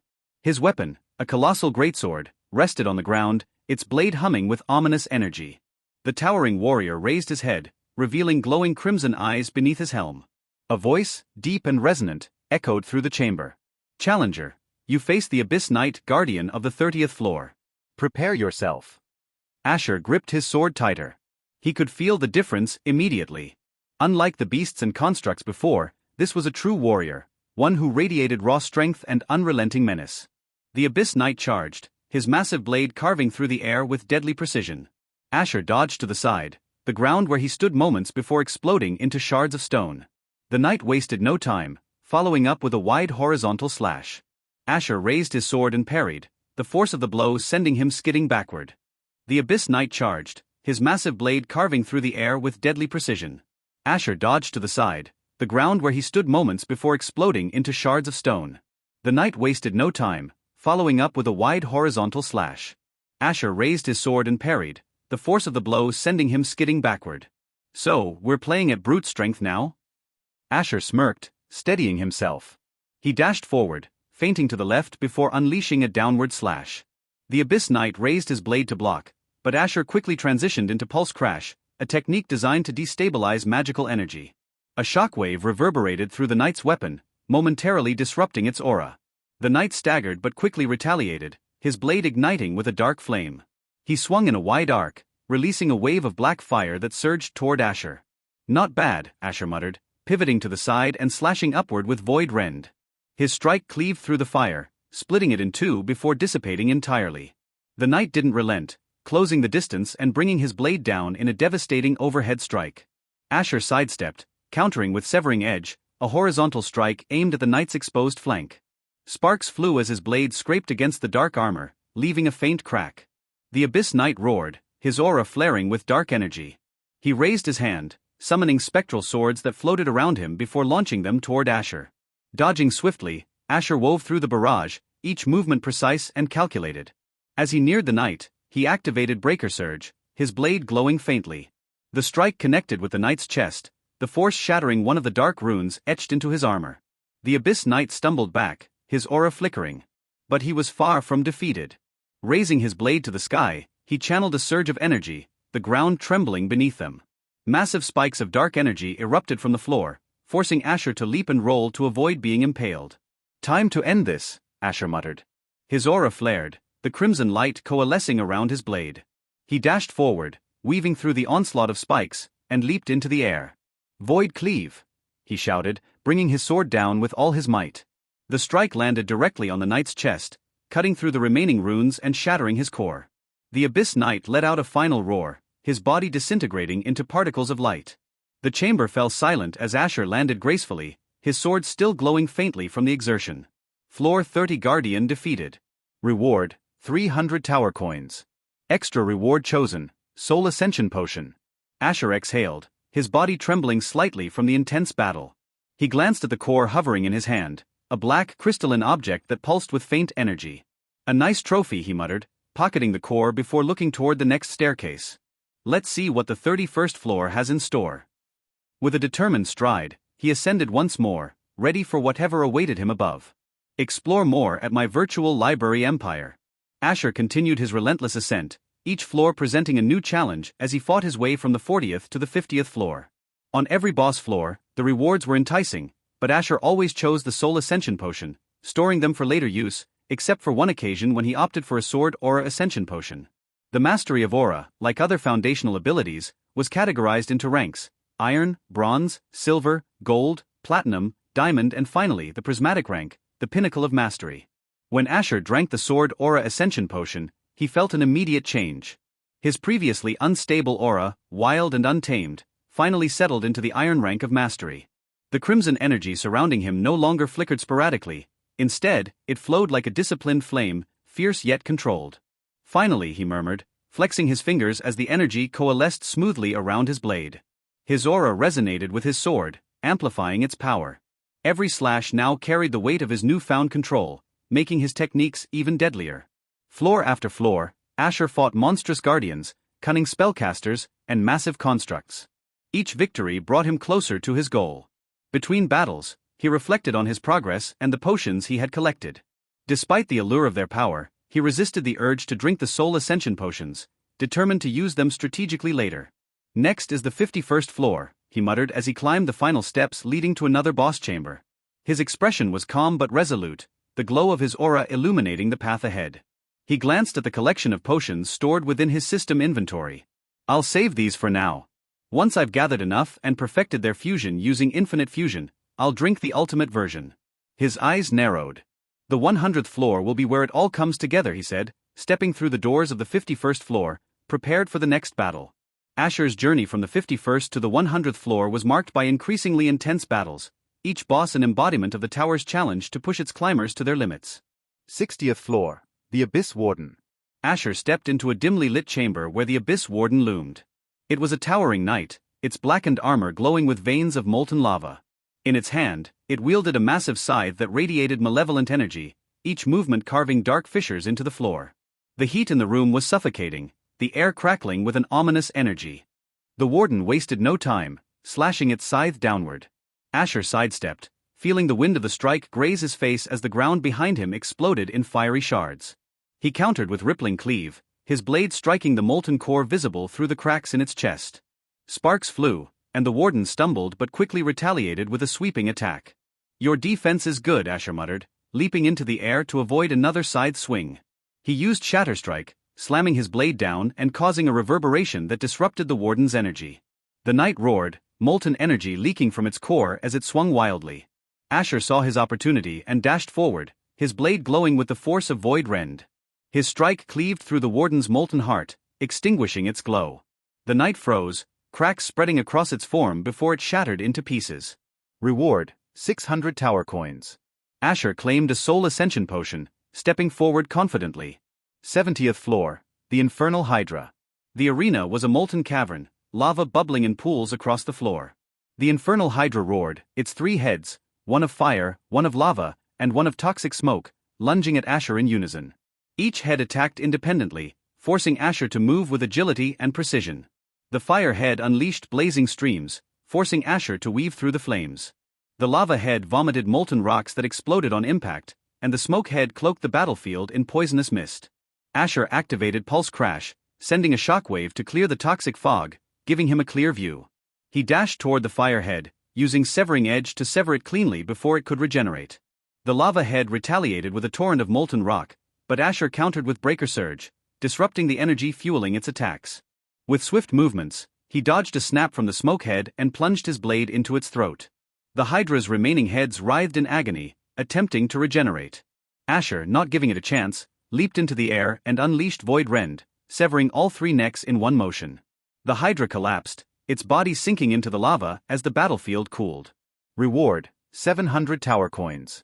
Asher chose another soul ascension potion and moved forward. 80th floor, the Celestial Sentinel. Suspended platforms floated in an ethereal void, the Celestial Sentinel standing tall on the highest one. Its body glowed with divine light, and twin energy blades shimmered in its hands. Asher stepped onto the first platform, feeling the hum of radiant energy around him.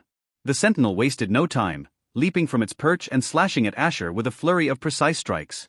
Asher parried with Shatter Strike, his blade disrupting the flow of divine energy in its weapons. The platforms trembled under their movements as they exchanged rapid blows. The Sentinel retreated, raising its hands to conjure a barrage of light spears that rained down from above. Asher dashed between the platforms, narrowly avoiding the attacks. Using Pulse Crash, he shattered the smaller projectiles before closing the gap again. With a quick feint, Asher unleashed Severing Edge, cutting through the Sentinel's left blade. The construct faltered, but its remaining weapon glowed brighter. It swung with increased speed, forcing Asher to rely on Breaker Surge to deflect the strikes. Asher saw an opening and delivered a final Void Rend to its core, splitting it in half. The construct's light faded, and it dissolved into particles, leaving behind silence. Reward: 800 tower coins. Asher pocketed another soul ascension potion and prepared for the next challenge. 90th floor, the Revenant King. The chamber was a stormy battlefield with swirling winds and crackling lightning. The Revenant King, clad in ghostly armor, sat upon a spectral throne, a cursed greatsword resting in his hand. Spectral warriors surrounded the throne, their hollow eyes glowing with unholy energy. Asher stepped forward, and the Revenant King stood, his voice echoing with a deathly chill. "You are unworthy of ascending." The spectral warriors charged first. Asher activated Breaker Surge, shattering their ghostly forms with swift, calculated strikes. The king watched unimpressed, before raising his greatsword and stepping into the fray. The king's strikes were heavy and relentless, each swing sending shockwaves across the room. Asher parried, countering with Shatter Strike to disrupt the cursed energy fueling the weapon. The king summoned more spectral warriors, but Asher dispatched them with Severing Edge, the technique slicing through their ethereal bodies effortlessly. Their battle intensified as the king unleashed a cursed storm, dark energy swirling chaotically. Asher activated Void Rend, cutting through the energy and striking the king's chest. The monarch staggered but raised his sword for one final attack.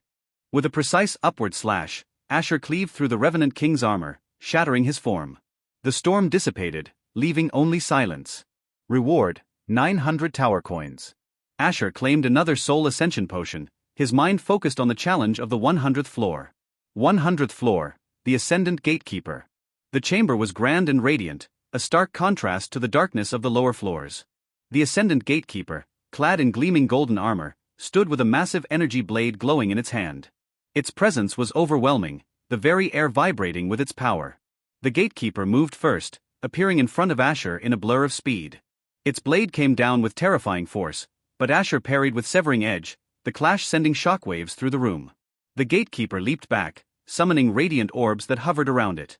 Each orb unleashed beams of light, forcing Asher to dodge and deflect with Pulse Crash. The room lit up with explosions as the battle raged on. Stay connected via my virtual library empire. Asher countered with Breaker Surge, disrupting the energy of the orbs and creating an opening. He dashed forward, engaging in a fierce exchange of blows with the gatekeeper. Their blades moved like blurs, each clash echoing through the chamber. The gatekeeper's movements grew erratic, its energy faltering. Asher activated Void Rend, his blade cutting through the gatekeeper's armor and exposing its core. With a final, decisive strike, Asher severed the core, shattering the gatekeeper into golden fragments. Reward: 1,000 tower coins. In addition to the coins, Asher received another Sword Aura Ascension Potion, raising his mastery to bronze rank. I am also reaching my limit, Asher muttered, standing up from his meditative position. He glanced at himself, observing the changes in his aura. It had grown more condensed, its once pure blood-red hue now taking on a metallic sheen, a sign of his advancement to the bronze rank. My body feels fine, but mentally I'm drained, he admitted, rubbing his temples before turning his gaze toward the gate leading to the 101th floor. I should rest a bit, Asher mumbled, sitting down on the floor and closing his eyes to meditate, allowing his mental energy to recover. As he focused on his breathing, he released the two shadows. There were two of them now, a result of his mastery over the Soul Reaper Monarch ability. This skill allowed him to assimilate and refine the souls of defeated bosses from other floors, condensing their essence into formidable entities. One was the Abyssal Knight, a towering figure clad in shadowy armor, its blade radiating a cold, otherworldly energy. The other was the Revenant King, a spectral monarch wreathed in eerie flames, its presence exuding a palpable aura of authority and dread. Both of these shadow souls, the Abyssal Knight and the Revenant King, were handpicked by Asher from the 10 bosses he had faced so far.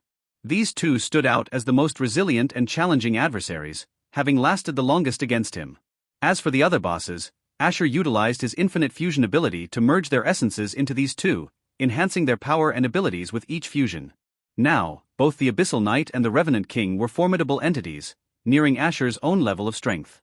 They also inherited a variety of abilities from the fused bosses, making them versatile and lethal in battle. Asher set the Abyssal Knight and the Revenant King to guard him while he rested.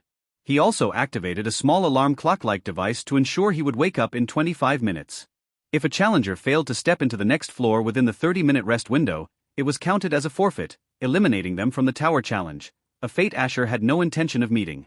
The two Shadow Guardians stood watch silently, their towering forms radiating an aura of menace. When 25 minutes passed, Asher's alarm went off, and he stirred awake. Opening his eyes, he saw the Abyssal Knight standing near him, its massive shadowy sword resting in its hands. "You were just about to wake me up, weren't you?" Asher asked, a faint smirk tugging at his lips. The Abyssal Knight gave a slow, deliberate nod, its eerie presence somehow conveying its loyalty without uttering a single word. Asher stretched, rolling his shoulders and cracking his neck. "Good. Let's keep moving. The next floor awaits." With his guardians in tow, he stepped forward, ready to face whatever awaited him. Asher stepped through the next door, arriving at the 101th floor, and as he arrived few notifications rang out. "Congratulations on making up to floor 101. From now on opponent will be in peak diamond rank." Asher nodded as he looked at the opponents. Taking his sword out he continued to kill and advance. Floor 110, the Infernal Hydra. Asher stepped into the 110th floor, the air growing heavy with the stench of sulfur and ash. A deep growl echoed through the cavernous chamber, and from the shadows emerged a towering infernal hydra. Its 3 heads glared down at him, each exhaling streams of molten fire that pooled into rivers of lava across the floor. The beast's scales shimmered like molten rock, and its eyes glowed with unbridled fury. Asher's grip on his sword tightened, the metallic hum of his sword aura resonating around him. His aura now shone with the distinct bronze sheen of mastery, its energy rippling like a lion's mane around his form. "Let's see how well you handle this," he muttered, stepping forward. The Hydra struck first, its central head lunging at him with incredible speed. Asher sidestepped and countered with Breaker Surge, his blade slicing through the magical energy that powered its fiery breath. The severed flow caused a violent explosion in the Hydra's mouth, forcing it to reel back in pain. The left head retaliated, snapping at him with razor-sharp teeth. Asher leapt upward, flipping over the beast's attack, and delivered a devastating slash imbued with Void Rend. His blade cleaved into the Hydra's neck, leaving a glowing, jagged wound that oozed magma. Roaring in fury, the Hydra's right head unleashed a torrent of flames. Asher activated Aura Veil, a defensive technique that coated his body in a shield of sword aura, deflecting the worst of the attack. He dashed forward, using severing edge to carve through the right head's defenses. With two heads incapacitated, the central head reared back, summoning a massive fireball. Asher anticipated the move and channeled all his focus into Crimson Fong, an advanced strike from his sword aura mastery. His blade glowed with concentrated energy as he swung upward, cutting through the fireball and the central head in one fluid motion. The Hydra collapsed, its molten body hardening as the lava cooled. Asher stood amidst the ruins, his breathing steady but his aura flaring with intensity. Floor 110 Guardian defeated. Reward, 1,100 tower coins. Floor 120, the Arcane Sentinel stay connected through my virtual library empire. The 120th floor was a stark contrast to the fiery caverns below. It was a gleaming hall of crystalline light, with arcane runes floating in the air. At its center stood the Arcane Sentinel, a humanoid construct made of translucent crystal and pulsing magical energy. Its staff crackled with lightning, and its every step sent ripples of power through the room. The Sentinel wasted no time, hurling a barrage of energy bolts at Asher. He weaved through them with precision, his sword aura flaring as he closed the distance. The construct swung its staff in an arc, releasing a shockwave of energy. Asher blocked it with Pulse Guard, a defensive move that absorbed the impact and redirected the energy back at the Sentinel. The counterattack destabilized the Sentinel momentarily, allowing Asher to launch into Shatterstrike, a technique designed to disrupt magical constructs. His blade connected with the crystalline body, sending cracked spiderwebbing across its surface. The Sentinel retaliated, summoning ethereal blades to attack from all angles. Asher moved like a shadow, his sword aura guiding his movements. He used Blade Dance, a series of rapid fluid strikes that shattered the summoned weapons one by one. With the Sentinel weakened, Asher charged forward, channeling his aura into Final Breaker. The strike unleashed a concentrated burst of energy, shattering the Sentinel into fragments of glowing crystal. Floor 120 Guardian defeated. Reward, 1,200 tower coins. Floor 130, the Abyssal Leviathan. The 130th floor was a vast, submerged arena, with water stretching as far as the eye could see. The Abyssal Leviathan emerged from the depths, its massive form coiled around the pillars that dotted the arena. Its scales were black as night, with bioluminescent patterns glowing in hypnotic waves. The beast's glowing eyes locked onto Asher, and its roar shook the entire chamber. Asher leapt onto a nearby platform, his sword aura forming a faint glow around his blade. The Leviathan lashed out with its tail, shattering the platform as Asher narrowly avoided the attack. The Leviathan opened its maw, releasing a torrent of water infused with dark energy. Asher countered with Void Wave, slicing through the torrent with a wave of sword aura that carved a path directly to the Leviathan. He followed up with Crimson Fong, aiming for the beast's vulnerable underbelly. The Leviathan recoiled, thrashing wildly as it summoned whirlpools to trap him. Asher's sword aura shielded him as he dove through the chaos, using Aqua Splitter, a technique that allowed him to cut through the water with precision and reach the Leviathan's head. The final clash came when the Leviathan attempted to crush Asher with its massive jaws. He poured all his energy into Void Rend, his blade glowing with a mix of aura and determination. The strike cleaved through the Leviathan's maw, splitting its head in two. The beast sank back into the depths, its glowing patterns fading into darkness. Floor 130 Guardian defeated. Reward, 1,300 tower coins. Floor 140, the Revenant Warlord. The 140th floor was a battlefield littered with the remnants of ancient wars. The Revenant Warlord, clad in dark spectral armor, stood at its center. Its massive sword was wreathed in ghostly flames, and its hollow eyes burned with malice. Continue your adventure at my virtual library empire. The Warlord charged without warning, its strikes creating shockwaves that shook the entire floor. Asher met its blade with his own, the clash of their weapons sending sparks of energy flying.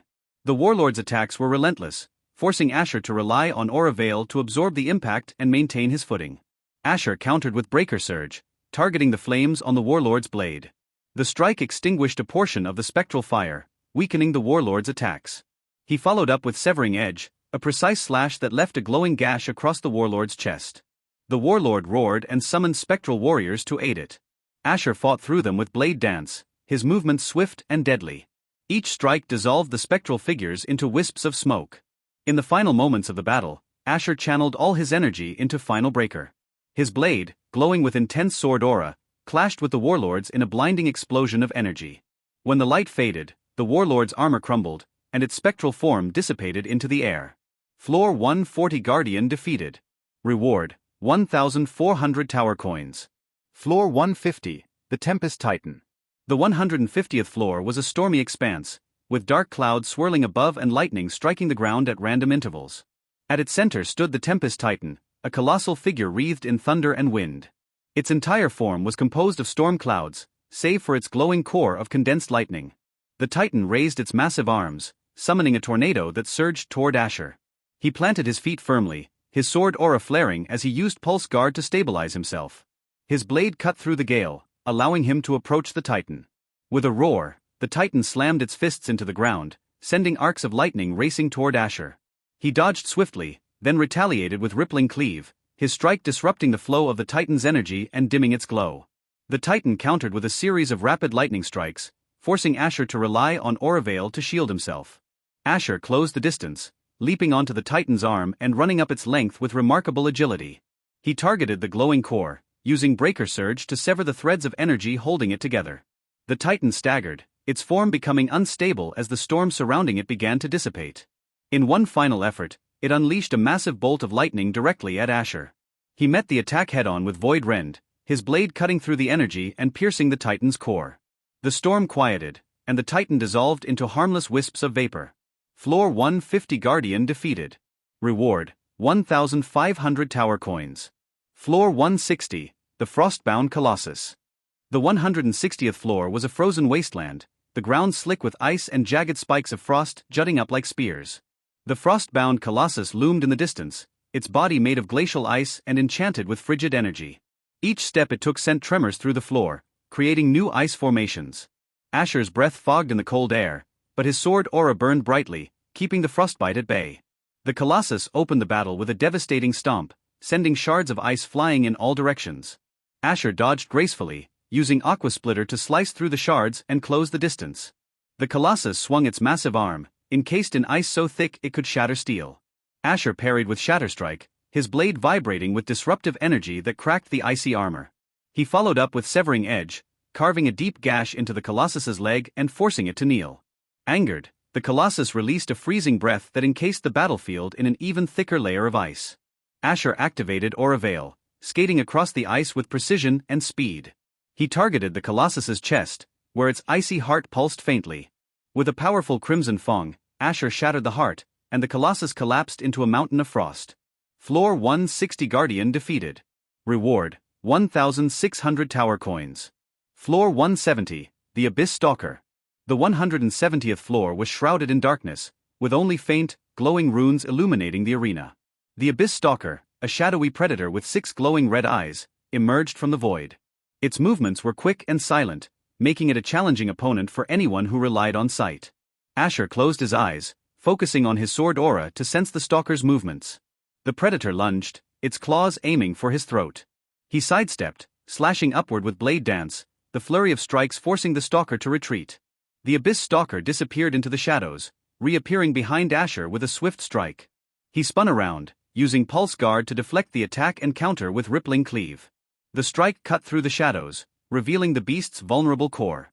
The stalker snarled and unleashed a wave of dark energy, attempting to overwhelm Asher's defenses. He stood firm, using Aura Veil to shield himself.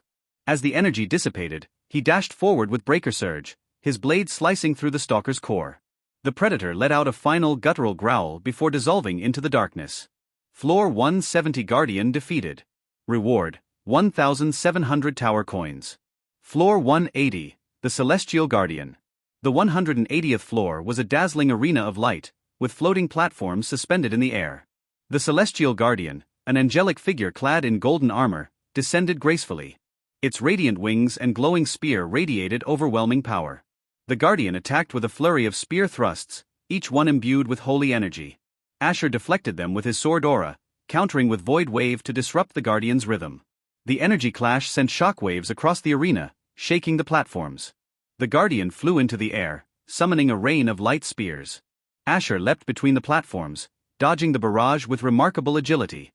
When he reached the Guardian, he used Severing Edge, his blade carving through the divine energy protecting its armor. Angered, the Guardian unleashed a powerful beam of light. Asher channeled all his focus into Final Breaker, his blade glowing with intense energy. He met the beam head-on, his strike cutting through the attack and shattering the Guardian's armor. The celestial being fell, its light dimming as it dissolved into motes of energy. Floor 180 Guardian defeated. Reward, 1,800 tower coins. Floor 190, the Shadow Emperor. The 190th floor was a throne room bathed in darkness, with a Shadow Emperor seated upon a massive obsidian throne. Cloaked in black flames, the Emperor wielded a blade of pure void energy. The Emperor stood and launched a wave of void slashes, each one tearing through the air with lethal precision. Asher parried the attacks, his sword aura resonating with each clash. He countered with Breaker Surge, aiming to destabilize the Emperor's void energy. The Emperor teleported behind Asher, swinging his blade in a wide arc. Asher ducked and retaliated with Rippling Cleave, his strike breaking through the Emperor's defenses and leaving a glowing scar on his armor. The final exchange was fierce, the Emperor summoning shadow clones to overwhelm Asher. He destroyed them with Blade Dance, his movement swift and unrelenting. When the Emperor prepared a massive Void Blast, Asher unleashed Void Rend, his blade cutting through the attack and striking the Emperor down. The Shadow Emperor collapsed, his throne crumbling along with him. Floor 190 Guardian defeated. Reward, 1,900 tower coins. Asher picked another Soul Ascension potion from the rewards as he continued to climb the tower, reaching the 200th floor boss room. Asher stepped onto the battlefield of the 200th floor, his breath steady but his body tense. The air was heavy, suffused with an unnatural energy that pressed down on him like an invisible weight. The arena was vast, its boundaries marked by ancient, crumbling stone walls scorched black as if by centuries of unholy fire. In the center stood the Unholy Knight, a towering figure clad in tarnished armor that gleamed faintly under the eerie crimson light. His blade was a monstrous weapon, forged of blackened steel and pulsating with an ominous red glow. Asher's hand instinctively tightened around the hilt of his sword. This wasn't like any other foe he had faced. The Unholy Knight didn't merely radiate power, he exuded a sense of mastery, his aura coiled around him like a predator waiting to strike. Asher's own sword aura flared to life, its bronze-rank glow casting a faint sheen of light in the oppressive darkness. Without a word, the Unholy Knight raised his blade, pointing it toward Asher in what seemed to be a formal challenge. Asher nodded, accepting the unspoken invitation, and advanced cautiously. The first clash was swift and brutal. The knight moved with a speed that belied his massive size, his blade cutting through the air in a devastating arc. Asher narrowly sidestepped, feeling the rush of air as the strike passed millimeters from his chest. He countered immediately with Rippling Cleave, his blade cutting upward with precision aimed at the knight's exposed side. But the knight's reflexes were impeccable. With a deft twist of his wrist, he parried the strike, sending a shockwave through the arena that forced Asher to retreat. "You rely too much on raw power," the knight said, his deep voice reverberating like the toll of a bell. Before Asher could respond, the knight surged forward, his attacks relentless. Each swing of his blade was calculated, every movement efficient and precise. Asher struggled to keep up, his parries barely holding back the onslaught.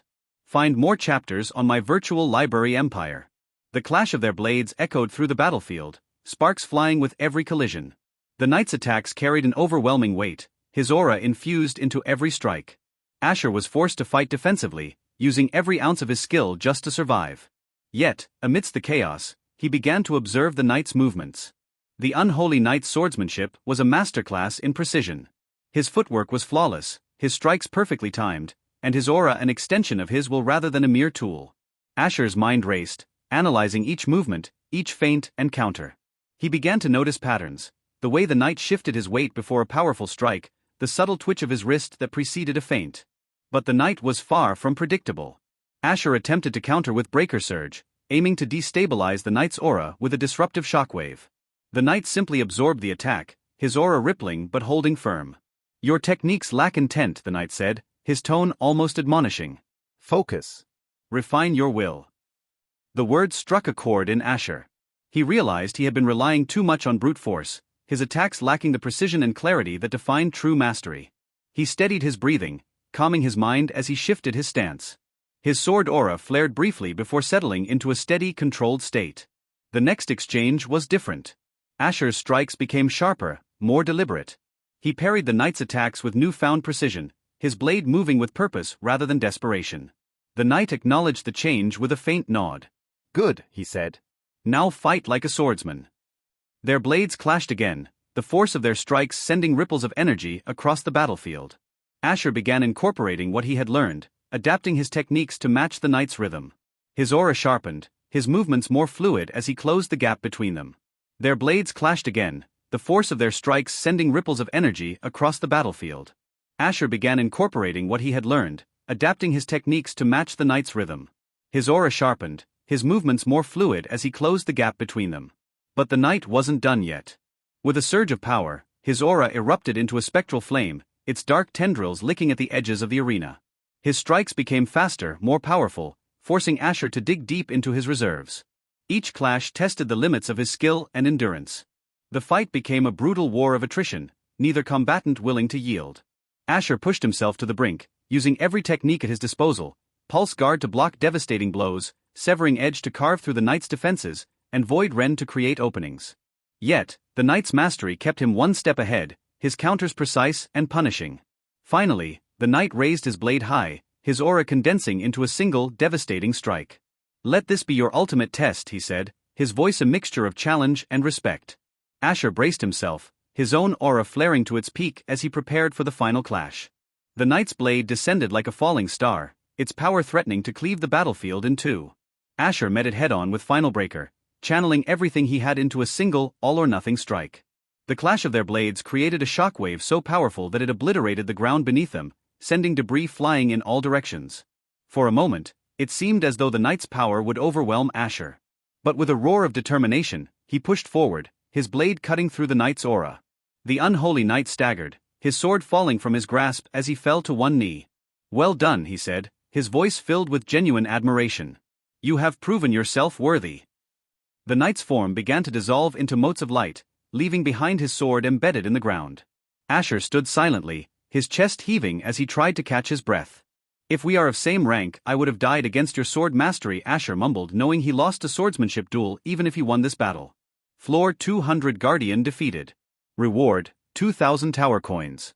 Additional reward, Sword Aura Ascension Potion. Asher picked up the potion, its glow reflecting in his tired eyes. He placed it in his inventory, deciding to save it for later. "I still have much to learn," he murmured, his mind replaying the lessons of the battle. With renewed determination, he turned toward the path ahead, ready to face the challenges yet to come. Challenger can no longer climb. You have reached the limit of foundation rank levels. You have to advance to Awakener ranks to climb now. The tower system just informed him as he nodded. "Well, it seems not even this tower is aware of the prismatic rank," he mumbled as he once again checked the information on prismatic rank using absolute appraisal. After some time he nodded. "So, no one but me in this galaxy is aware of it, huh?" He nodded as he closed the screen. "Well, it seems I have an edge over everyone," he nodded, but then he added, "and I have to leave this galaxy too, if I have grow truly stronger. And one step at time, no," he added, taking his time here on this floor to now awaken the soul energy. "Well, I've collected quite a few of these anyway," Asher mumbled, pulling out the soul ascension potions he had been hoarding since the 20th floor. Now, he had 16 of them, along with one sword aura ascension potion. Deciding to start with the sword aura ascension potion, he uncorked it and drank it in a single gulp. A surge of energy coursed through his body as his sword aura condensed and sharpened, elevating it to the silver rank. The change was palpable, his aura shimmered with a metallic sheen, its intensity far greater than before. Asher nodded in satisfaction, recalling that it would normally take years of training to achieve this breakthrough, but thanks to this potion he completed it quite easily. Or maybe not, he fought long battles from 101th floor to 200th, only then he got another sword aura ascension potion. "System, use infinite fusion on these soul ascension potions," he said, holding out the 16 potions. The system responded immediately, the potions glowing faintly as they began to merge. Asher watched intently as their energies coalesced, condensing into a single, more potent potion. Infinite fusion successful. Soul Ascension Potion times 16, Prismatic Soul Ascension Potion. In his hand now was a radiant, multicolored potion that seemed to pulse with life. It was leagues beyond the original potions in strength, and Asher could feel its energy even through the glass vial. "This is going to be interesting," he muttered, a small smirk playing on his lips as he looked at it with absolute appraisal. Prismatic Soul Ascension Potion. Raises one soul power to peak of foundation rank. Unlocks and creates the soul core, allowing access to soul energy. The core created will be of perfect quality and will be equal to one's mana core level. "Great, I won't have to cultivate it myself now," Asher nodded, uncorking the Prismatic Soul Ascension Potion. Without hesitation, he drank it in one gulp, its potent energy surging through him like liquid fire. "Your adventure continues at my virtual library empire." He settled into a cross-legged position, closing his eyes and focusing inward. Moments later, his body jerked slightly as the potion's effects took hold. He could feel a profound shift within him. His consciousness delved deep into his own essence. Within his mind's eye, he saw his soul, a glowing core surrounded by faint mist-like trails. The mist began to condense and solidify, flowing into his soul like a liquid stream. The once hazy essence surrounding it became clear, forming layers of radiant energy. He watched as his soul underwent a remarkable transformation. The core, initially dim, began to shine with a soft gray hue. Slowly, it shifted to a bronze sheen, then to a polished silver. The transformation didn't stop there. Gold replaced the silver, shimmering brilliantly before transitioning to an even purer platinum. He watched as his soul underwent a remarkable transformation. The core, initially dim, began to shine with a soft gray hue. Slowly, it shifted to a bronze sheen, then to a polished silver. The transformation didn't stop there. Gold replaced the silver, shimmering brilliantly before transitioning to an even purer platinum. And then it continued to glow and reached a diamond color, becoming a round diamond bead. Finally, the core took on a prismatic glow, an ethereal radiance that encompassed all colors, blending them into a harmonious, ever-shifting spectrum. It pulsed with immense power, steady and refined. But then it again shifted back to platinum color, syncing with his mana core, which is platinum rank of foundation ranks. Asher opened his eyes, his breath steady, though his body tingled with the aftereffects of the transformation. He raised his hand, flexing his fingers as if testing the changes within himself. There's not much difference, he murmured, his voice calm yet thoughtful. Aside from, I feel clearer, more focused. His tone suddenly shifted, a sly edge creeping in. And look who found me. Goody two-shoes, he remarked, his voice laced with mockery. Standing up, he stepped forward and conjured a mirror before him. The reflection stared back, but it wasn't his true self. It was another presence entirely, the shadowed side of him that had emerged after an unfortunate accident long ago.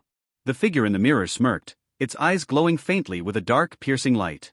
I didn't think you'd come with me to another world, Asher said, his tone sad. Alt Asher crossed his arms, his expression dismissing. You don't get a choice. I am part of you, like it or not. Besides, I have helped you kill your mother killer, haven't I? I don't need you, Asher said. The reflection chuckled, a cold, haunting sound that echoed in the quiet space. For now. But don't think for a second that I'm going to stay silent forever. You'll need me, eventually. You always do. Asher's gaze hardened, his aura flaring slightly, a crimson hue tinged with silvery threads. You're wrong. I don't need you, I am no longer a powerless orphan. The reflection's smirk widened, but it obeyed, fading into the mirror until only Asher's true self remained. He sighed, dismissing the conjured mirror with a flick of his wrist. Asher closed his eyes and took a deep breath. Wasn't it just a split personality? Why does my soul also carry a mark of it? He muttered, confused. Earlier, when his soul core had formed, he'd noticed a dark mark within it. Intrigued and concerned, he had tried to investigate it, only to find a shadowy figure, a miniature version of himself, sitting there. It was a stark reminder of the split personality he had dealt with in his previous life. So, he's the reason for the blackouts, and the missing pieces of time, Asher murmured as he shook his head. I should have realized it sooner. It's like before. He frowned, determination settling in his features. I have to find a way to get rid of him, he said under his breath, clenching his fists. The presence in his soul was more than a fragment of his past, it was a lingering threat. Trying to focus, he dismissed the troubling thought and instead examined the core within him. So, this is what a soul core is, huh? He muttered, activating absolute appraisal to gain more insight. Soul core. Description: a core formed after the soul undergoes numerous purifying refinements, elevating it to a level where it can cultivate and harness soul energy. Soul energy, a neutral and pure energy that exists at the foundation of all life with a soul. It possesses dual properties, the ability to heal and nurture or destroy and obliterate other souls, depending on their strength compared to the user. Asher's eyes gleamed as he read the details. Soul energy, a neutral force capable of both creation and destruction. He mused. His mind raced with possibilities, but the realization of its destructive potential gave him pause. If I'm not careful with this, I could destroy more than I intend to heal, he whispered, his thoughts turning back to the dark fragment within him. Could it use the soul energy against him? Could it grow stronger with time? Host cannot, as it is not a separate entity but rather your own soul, the system informed him, cutting through Asher's thoughts. So, it's just me, he muttered, nodding slightly. Is there any way to purge it? Host possesses the inheritance. There are many ways to separate a soul, the system suggested. Asher frowned, shaking his head. And let others find out about my system? No thanks. He leaned back, crossing his arms as he contemplated the situation. If there's even the slightest chance I fail to deal with it properly, it could cause a massive problem later. But then again, it's not like it's ever actually harmed me, he reasoned aloud. The truth was undeniable, it hadn't attacked or obstructed him. Despite its ominous presence and occasional blackouts, there was no evidence that the fragment meant him ill. For now, I'll leave it, Asher decided, his voice firm. It's a part of me, even if it's an unwelcome one. He stood tall, adjusting his sword as he turned his focus back to the tower. Sadly, I can't climb further right now, Asher muttered to himself, stepping aside to open the tower shop. His eyes scanned the glowing interface, filled with countless treasures waiting to be claimed. Just as I thought, no soul ascension potion. But there's sword aura ascension and other aura or magic ascension potions available, he noted, scrolling through the list. The low-grade ones cost 1,000 coins, while the middle grade costs 3,000 coins, he mused, rubbing his chin thoughtfully. Bah, I can make a middle-grade potion by fusing 2 low-grade ones for just 2,000 coins. But I don't really need them right now. Asher looked at other section, trying to find something that will be useful to him. With a dismissive wave, Asher switched to another category in the shop. The screen shifted, showcasing skills, rare items, and even legendary legacies that gleamed enticingly. Some were priced at astronomical amounts, with the weakest among them starting at 1,000,000 coins. I've got 3,900 coins, Asher muttered, narrowing his eyes. Let's see what's the best I can afford. He scrolled slowly, his focus sharp.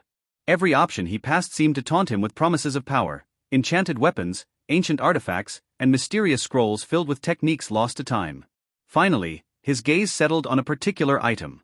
Blade Whisper Codex, Intermediate, a manual that refines one's swordsmanship by teaching advanced sword techniques, aura manipulation, and tactical combat strategies. Requires silver aura rank to comprehend fully. Cost, 3,500 coins.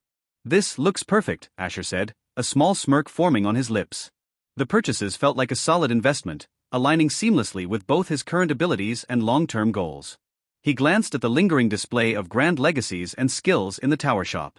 Only if I didn't have an entire inheritance hall where I can get any legacy or art I want, he mumbled, shaking his head with a touch of amusement. He dismissed the skills section entirely, directing his attention toward the consumable section instead. Rows upon rows of potions, elixirs, and rare one-time use items appeared before him. Their descriptions were as enticing as ever, each claiming to enhance abilities, refine power, or ensure survival in critical moments. Let's see. Asher muttered as he browsed the options. His eyes quickly caught onto a specific set of items. Ethereal Rejuvenation Potion, instantly restores mental clarity and vitality. Ideal for prolonged combat or after consuming multiple high-tier resources. Cost, 100 coins. This is practical, he said, nodding as he added 2 of these to his cart. His focus then shifted toward another intriguing potion. Aura Stabilization Elixir, temporarily improves aura control, increasing efficiency and reducing wastage.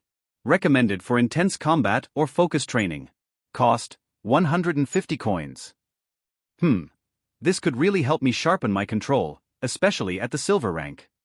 He selected one, the glowing vial appearing in his inventory. After a moment of hesitation, he scrolled further, stopping at another consumable. Heart of Valor Essence, instantly boosts all physical stats by 20% for 10 minutes. Can be stacked with aura or magic enhancements. Cost, 200 coins. Another good thing, Asher mumbled, adding 5 more to his cart and purchasing them on the spot. I hope it works, he thought, watching as the items materialized in his inventory. Without wasting any time, he began fusing the fragments together. You have gained Heart of Valor Fragment, permanently increases all stats by 5% and grants a 20% chance to gain the skill Heart of Valor. Good, he said, a satisfied smile tugging at his lips. Looks like I found where to spend the rest of my coins, Asher added, his gaze shifting back to the consumable section. After a few minutes of browsing other options and finding nothing particularly appealing, he returned to the Heart of Valor section. He bought 12 more fragments with the remainder of his coins and then used the final 50 coins to purchase a skill from the Blood Techniques category.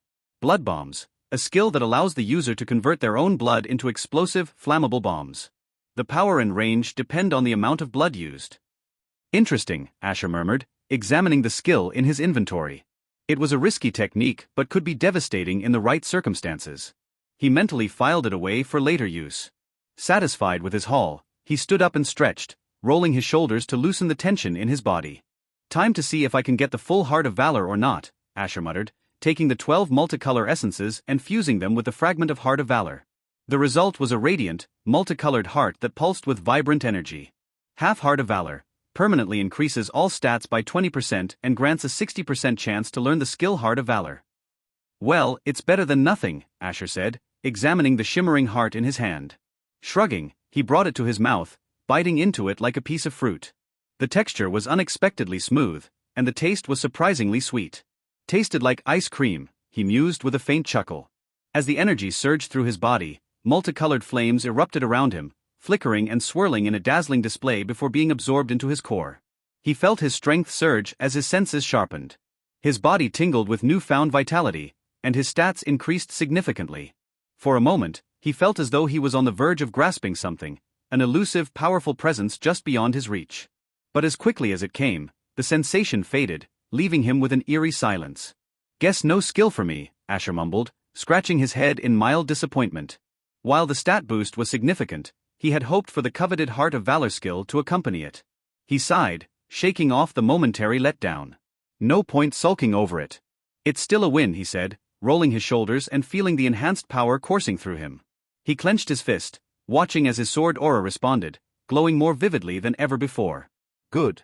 Although I didn't advance to diamond rank as I'd hoped, I got something better, Asher murmured, closing his eyes briefly to assess his newfound power.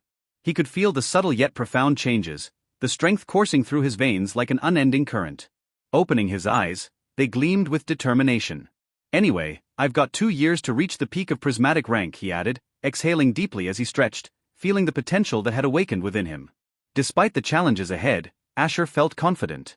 There was time to grow, time to hone his abilities further. Then, as if remembering something significant, he muttered to himself, "Oh yes, almost forget about you." A smirk crept onto his lips as he activated his Soul Reaper Monarch ability, summoning the remnant fragments of the unholy knight he had defeated. Shadows coalesced in front of him, forming 3 ethereal shapes, the echoes of the once mighty adversary.